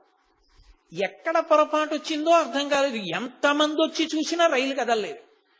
వాళ్ళకి అనుమానం వచ్చి ఈ ఊరు వదిలిపెట్టనంటున్న ఈ మనం రైలు ఎక్కించాం, అందుకు వెళ్ళటం లేదా అని, అయ్యా మీరు రైలు దిగి ఊళ్ళోకి వెళ్ళిపోండి అన్నారు. వెంటనే శేషాద్రి స్వామి రైలు దిగిపోయి రైలు పెట్ల మీద ఇలా కొట్టి పరిగెత్తండి అన్నారు. అంతే, రైలు బయలుదేరిపోయింది. ఆయన మహితాత్ముడు. అంటే మీరు ఒక్క విషయం గుర్తుపెట్టుకోవాలి, అలా జరుగుతాయా అండి అని మీకు అనుమానం ఉండొచ్చు. యోగి వాక్కుని ఈశ్వరుడు సత్యం చేస్తాడు. సత్యాన్ని యోగి పలుకుతాడు అనుకుంటే పొరపాటు. ఒకటి మీరు బాగా జ్ఞాపకం పెట్టుకోవాలి, అసలు యోగికి దీని మీద ఏమీ అనురక్తి ఉండదు. మనం ఏం చేస్తామంటే తప్పంతా ఎక్కడ చేస్తామంటే వీటిని మనం పట్టుకుని ఇందుచేత పూజనీయుడు అంటాం మనం. దాన్ని వాళ్ళు చాలా అసహ్యించుకుంటారు. నేను మీకు అబద్ధం చెప్తున్నాను అనుకుంటే, సురేశ్వరాచార్యులు వారు వార్తికం చేశారు దక్షిణామూర్తి స్తోత్రం మీద. అందులో వారు ఒక మాట అంటారు, పక్షి రెట్ట వేస్తే ఉత్తరయ్యం మీద పడింది అనుకోండి, నేను తీసి ఇలా కొట్టేసి కడిగేసుకున్నట్టే యోగి సిద్ధుల గురించి వెంపర్లాడడు. యోగి సిద్ధులను పట్టుకుని యోగిని గొప్పవాడని చెప్పకూడదు. యోగి ఎందుకు సిద్ధులు వస్తాయో తెలుసా? వాళ్ళు కావాలని ప్రకటనం చేయరవి, అవి వాళ్ళకి వశమవుతాయి. అష్టసిద్ధులు వశమవుతాయి. ఎందుకంటే ఎప్పుడూ ఈశ్వరునితో కలిసి ఉంటారు. అనేన యుజ్యతే ఇది యోగ అంటాడు పతంజలి. ఉన్న కారణం చేత వాళ్ళ నోటి వెంట ఏదొచ్చిందో అది సత్యమవుతుంది. అది యోగి యొక్క గొప్పతనం. యోగి వైశిష్ట్యాన్ని పరిశీలించాలి తప్ప యోగి సిద్ధుల్ని పట్టుకుని అందుకు గొప్పవాడంటూ మీరు మాట్లాడకూడదు. దోషం అది. అలా మాట్లాడకూడదు. ఇప్పుడు అలా మాట్లాడితే అసలు ఆ యోగులే ఇష్టపడరు. కానీ మరి ఎందుకు చెప్తున్నారండి మీరు నన్ను అని అడగచ్చు. ఒక యోగి వైభవంగా చెప్తున్నాను అంతే. దాన్ని ఆయనకి పరమేశ్వరుడితో ఆయన ఎంత కలిసిపోయి ఉండడం వల్ల ఆయన వాక్కు ఈశ్వర వాక్కు అయిందో మీకు నేను చెప్తున్నాను. ఆయన ఒకనకొకప్పుడు ఒక శవం శ్మశానానికి తీసుకెడుతుంటే దాని వెనక ఆయన వెళ్ళారు. ఆయన శవాన్ని ముట్టుకున్న శవానికి ఆశీర్వచనం చేశారు. ఆశీర్వచనం చేసి శవం వెనక వెళ్ళిపోతున్నారు. వెళ్ళిపోతుండగా పక్కన ఓ ఇంట్లో పెళ్లి జరుగుతోంది. అకస్మాత్తుగా ఇంట్లోకి వచ్చారు. ఆ ఇంట్లో వాళ్ళు అసహించుకున్నారు. చిచి శవం వెనక అతను వచ్చాడు, శవాన్ని ముట్టుకున్నాడు, పెళ్లి ఇంట్లోకి వచ్చాడు, వద్దంటే లేనిపోని గొడవ. యోగి గబుక్కుని ఏమంటాడో, ఏమంటే ఏమవుతుందో, ఎందుకు వచ్చిన గొడవని. కానీ ఎవరికి ఇష్టం లేదు ఆయన రావడం. చికాగ్గా చూస్తున్నారు.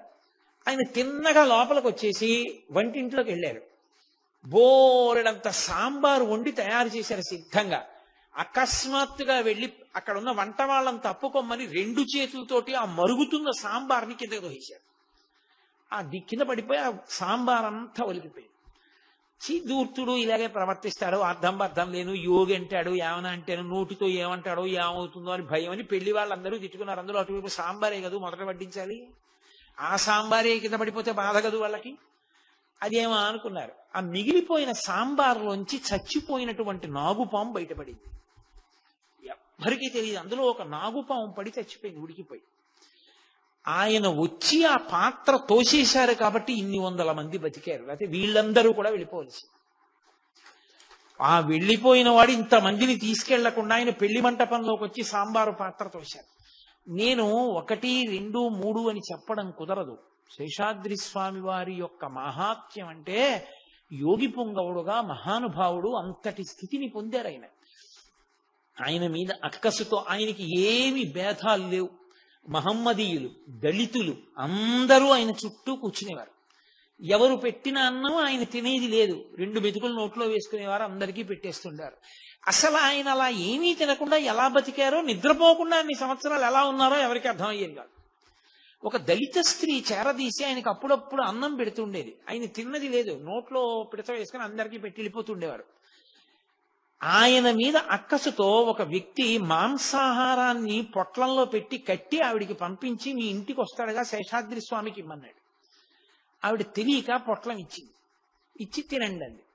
ఆయన ఏం చేశారంటే ఆ పొట్లాన్ని పట్టుకుని పెద్ద నవ్వి శేషాద్రి స్వామి నవ్వడం మొదలు పెడితే గంట ఆపకుండా నవ్వేవారు. ఎందుకని అంటే లోకం యొక్క పోకడ చూసి నవ్వు వచ్చేది. ఏమిట్రా వీళ్ళ అమాయకత్వం అని. మనం పిచ్చాడు అనుకుంటాం మనం. ఆయన పొట్లాన్ని పట్టుకుని ఒకసారి ఇలా తిప్పి వాడికే పంపించు అన్నాడు. ఆయన దారం కూడా విప్పలేదు. ఇలా ఇలా అని అతనికి ఇచ్చేసేయి అన్నాడు. ఏమో ప్రసాదమో ఎందుకు ఇమ్మన్నారో ఆవిడ మళ్ళీ ఆయనకి పంపించింది. తినలేదా అన్నాడు ఆయన. తినలేదు, పొట్లం కూడా విప్పలేదు, ఇలా ఇలా తడివి నీకు ఇచ్చేయమన్నారు అంది. విప్పి చూశాడు, లోపలంతా కూరలు ఉన్నాయి, మాంసం అంతా పోయి కూరలు అయిపోయాయి. అంటే నన్నేదో మాంసం పెట్టి పాడు చెయ్యగలను అనుకున్నావు, నా సంకల్పం చేత కూరలు చేసి పంపించాను చూసుకోవాలి. ఒకప్పుడు పాపం ఆయన్ని బలవంతంగా పట్టేసుకున్నారు అందరూ కలిసి. ఆయనే లోకానికి రమణ మహర్షిని చూపించాడు. రమణ మహర్షి అక్కడ ఉన్నారన్న విషయం ప్రపంచంలో ఎవ్వరికీ తెలియదు. తిరువణ్ణామలైలో నేను ఎదుట రమణ మహర్షి యొక్క జీవితాన్ని ప్రస్తావన చేసినప్పుడు ప్రత్యేకంగా దాని గురించి ప్రస్తావన చేస్తాను. పాతాళలింగం దగ్గర అప్పుడు అంతా పాడుపడిపోయి ఉండేది. సిద్ధపురుషుని యొక్క సమాధి, దాని మీద శివలింగం ఉన్నాయి అని నేను మీతో మనవి చేసి, అదే పాతాళలింగం అంటారని. అక్కడ కూర్చుని భగవాన్ రమణులు తపస్సు చేస్తుంటే తేళ్లు జెర్రిలు తొడల కింద చేరి కురికేస్తుండేవి. నిత్తురు కారిపోయి అట్టలు కట్టింది. ఎవరు వెళ్ళేవారు కాదు అసలు ఆ లోపలికి. అక్కడ ఏనుగు ఉండేది అంతే. అసలు ఆ గుడి దగ్గరికి ఎవరు వెళ్ళేవారు కాదు, కిందకి ఎవరు దిగే అవకాశం ఉండేది. శేషాద్రి స్వామి అకస్మాత్తుగా అక్కడికి వెళ్ళి నిలబడి పెద్ద కేకలేశారు. ఒక బ్రాహ్మణ స్వామి ఇందులో ఉన్నాడు, పిల్లవాడు పైకి తీసుకురండి అని అరిచారు. అరిస్తే అక్కడ ఉన్న వాళ్ళు వచ్చి అందులో ఉన్నాడని మీకు ఎలా తెలుసు అని అడిగారు. ఆయన అన్నారు, నేను కామాక్షిని, నేను పార్వతిని, నా బిడ్డ సుబ్రహ్మణ్యుడు ఉంటే నాకు తెలియదు, అందులోనే ఉన్నాడు, తీసుకురండి బయటికి అని వెళ్ళిపోయారు. వీళ్ళందరూ నిజమా కాదా అని మెలిగారంతా. పెద్ద డొంకలు తుప్పలుగా ఉండేది, కర్రలతో పక్కకి తీసి మెల్లిగా లోపలికి వెళ్ళి చూసేటప్పటికి తనలో తాను రమిస్తూ భగవాన్ రమణులు కూర్చుని తపస్సమాధిలో ఉన్నారు. అప్పుడు అక్కడి నుంచి కూర్చున్న వారిని కూర్చున్నట్టే పైకెత్తి పట్టుకొచ్చి ఇప్ప చెట్టు కింద కూర్చోబెట్టారు. భగవాన్ రమణుల్ని లోకానికి చూపించినటువంటి మహాపురుషుడు శేషాద్రి స్వామి. అటువంటి శేషాద్రి స్వామిని ఊరి ప్రజలందరూ భక్తి ఎక్కువైపోయి బలవంతంగా పట్టుకుని ఆయనకి అభిషేకాలు అన్న పేరుతో నూతులు ఎండిపోయేలా నీళ్లు 2 రోజుల పాటు పోశారు. ఆయన అన్నారు, నాకు చలి జ్వరం వస్తుంది అన్నారు. ఎవరు వినలేదు, మీకేం రాదని పోసేశారు. నిజంగానే ఆయనకి చలి జ్వరం వచ్చేసి ఆ తర్వాత ఆయన శరీరాన్ని విడిచిపెట్టేశారు. మర్నాడు విడిచిపెట్టి బ్రహ్మీభూతులైపోయారు, పరమేశ్వరుని యందు ఐక్యం అయిపోయారు. శేషాద్రి స్వామి గురించి నేను ఎంత చెప్పినా తక్కువే. ఆ శేషాద్రి స్వామి వారి యొక్క భౌతిక శరీరాన్ని ఊరిరింపు చేసి తిరువణ్ణామలై అంతా, ఇప్పుడు రమణ మహర్షి ఆశ్రమం ఎక్కడుందో దాని పక్కనే శేషాద్రి స్వామి ఆశ్రమం ఉంటుంది. ఆ ఆశ్రమానికి తీసుకొచ్చి అక్కడ భూస్థాపితం చేశారు. చేసి దాని మీద శివలింగం ఉంచారు. ఇప్పటికీ శేషాద్రి స్వామిని నమ్ముకున్న వాళ్ళు చెప్తూ ఉంటారు, ఇప్పటికీ ఆయన జ్యోతిస్వరూపంతో కనపడతారని, భక్తుల్ని అనుగ్రహిస్తారని. ఆయన గురించి చెప్పుకున్నా, ఆయన గురించి విన్నా, ఆయనకి నమస్కారం చేసినా ఆయన వెంటనే గురుస్థానంలో కూర్చుని మనందరినీ కాపాడతారు అని చెప్తారు. అంతటి మహాపురుషులు. అరుణాచలం వాళ్ళ అమ్మగారి నోటి వెంట ఉచ్చరింపబడి అంతటి మహాయోగి పురుషుణ్ణి ఆకర్షించి తన దగ్గరికి లాక్కుంది. అందుకని కృత్తికా దీపోత్సవం రూపంలో జ్యోతి దర్శనం జరగడం కాదు, ఎన్నో జ్యోతులు, ఎందరో గురువులు, ఎందరో ఆచార్య పురుషులు, ఎందరో మహాపురుషులు అరుణాచలమనబడేటటువంటి ఆ పరమశివుని చేత ఆకర్షింపబడి ఆ అరుణాచల పట్టణ ప్రవేశం చేసి అక్కడ నివాసం చేసి మనందరినీ కూడా ఎంతో గొప్పగా అనుగ్రహించారు. అంతటి మహాపురుషులందరూ కూడా నివసించి తిరిగినటువంటి భూమి ఒక్క శేషాద్రి స్వామి కాదు. నాకు 9 రోజుల్లో 8 రోజుల్లో చెప్పడానికి అవకాశం లేక కానీ ఎంతమంది మహాయోగులు తిరిగినటువంటి పవిత్ర భూమో అరుణాచలం. అటువంటి పవిత్ర భూమిలో ప్రదక్షిణం చెయ్యడం, అటువంటి చోట అరుణాచలేశ్వరుణ్ణి దర్శనం చేయడం, అటువంటి సిద్ధపురుషులు జ్యోతిస్వరూపాలుగా ఉంటారు అని. ఉంటారు ఏమి, ఇప్పటికీ ఎందరో నమ్ముతారు. అందున శేషాద్రి స్వామి ఆశ్రమంలో ఉన్నటువంటి దక్షిణామూర్తి విగ్రహాన్ని చూసి తీరాలి, అంత అద్భుతంగా ఉంటుంది. శేషాద్రి స్వామి ఆశ్రమంలో ఉండేటటువంటి రూమ్స్ లో, అక్కడ ఉన్న గదుల్లో వసతి ఉన్న వాళ్ళకి ఎదురుగుండా కళ్ళు తెరిచేటప్పటికి తలుపు తెరుచుకుని కళ్ళు తెరిచి నిద్ర లేవగానే స్థూల శివుడు కనపడుతూ ఉంటాడు. ఎందుకని అంటే అది కొండ పాదంలోనే ఉంది ఆ ఆశ్రమం అంతా. చాలా అద్భుతంగా ఉంటుంది, ఎనలేని ప్రశాంతతతో ఉంటుంది. కాబట్టి చక్కగా శేషాద్రి స్వామి ఆశ్రమాన్ని మీ అందరూ కూడా అరుణాచలం వెళ్ళినప్పుడు దర్శనం చేసుకోండి. అటువంటి మహాపురుషుని యొక్క అనుగ్రహం మనందరికీ కలగాలి అని ఆ అరుణాచలేశ్వరుణ్ణి, అపితకుచాంబని, కామాక్షి పరదేవతని ప్రార్థన చేద్దాం. అసలు అరుణాచలము అంటే దానికి మారుపేరుగా వచ్చేసినటువంటి వారు, అంత గొప్పగా అరుణాచలంతో అవినాభావ సంబంధం ఏర్పడిపోయినటువంటి వారు భగవాన్ రమణులు. ఆ రమణుల యొక్క జీవితం ఏమిటో, ఆ రమణుల యొక్క అద్భుతం ఏమిటో, ఆ రమణ తత్వం ఏమిటో, ఆ రమణుల ఉపదేశం ఏమిటో, ఆయన తపస్సు ఏమిటో రేపటి నుంచి ప్రారంభం చేస్తాను. ప్రారంభం చేసి రేపటి నుంచి అరుణాచలము, రమణ భగవానులు, రమణుల తత్వము అన్న విషయం మీద మాట్లాడడం మొదలు పెడతాను. అది ఒక రోజులో అవుతుందన్న నమ్మకం ఏం లేదు. ఒక రోజు పట్టొచ్చు, 2 రోజులు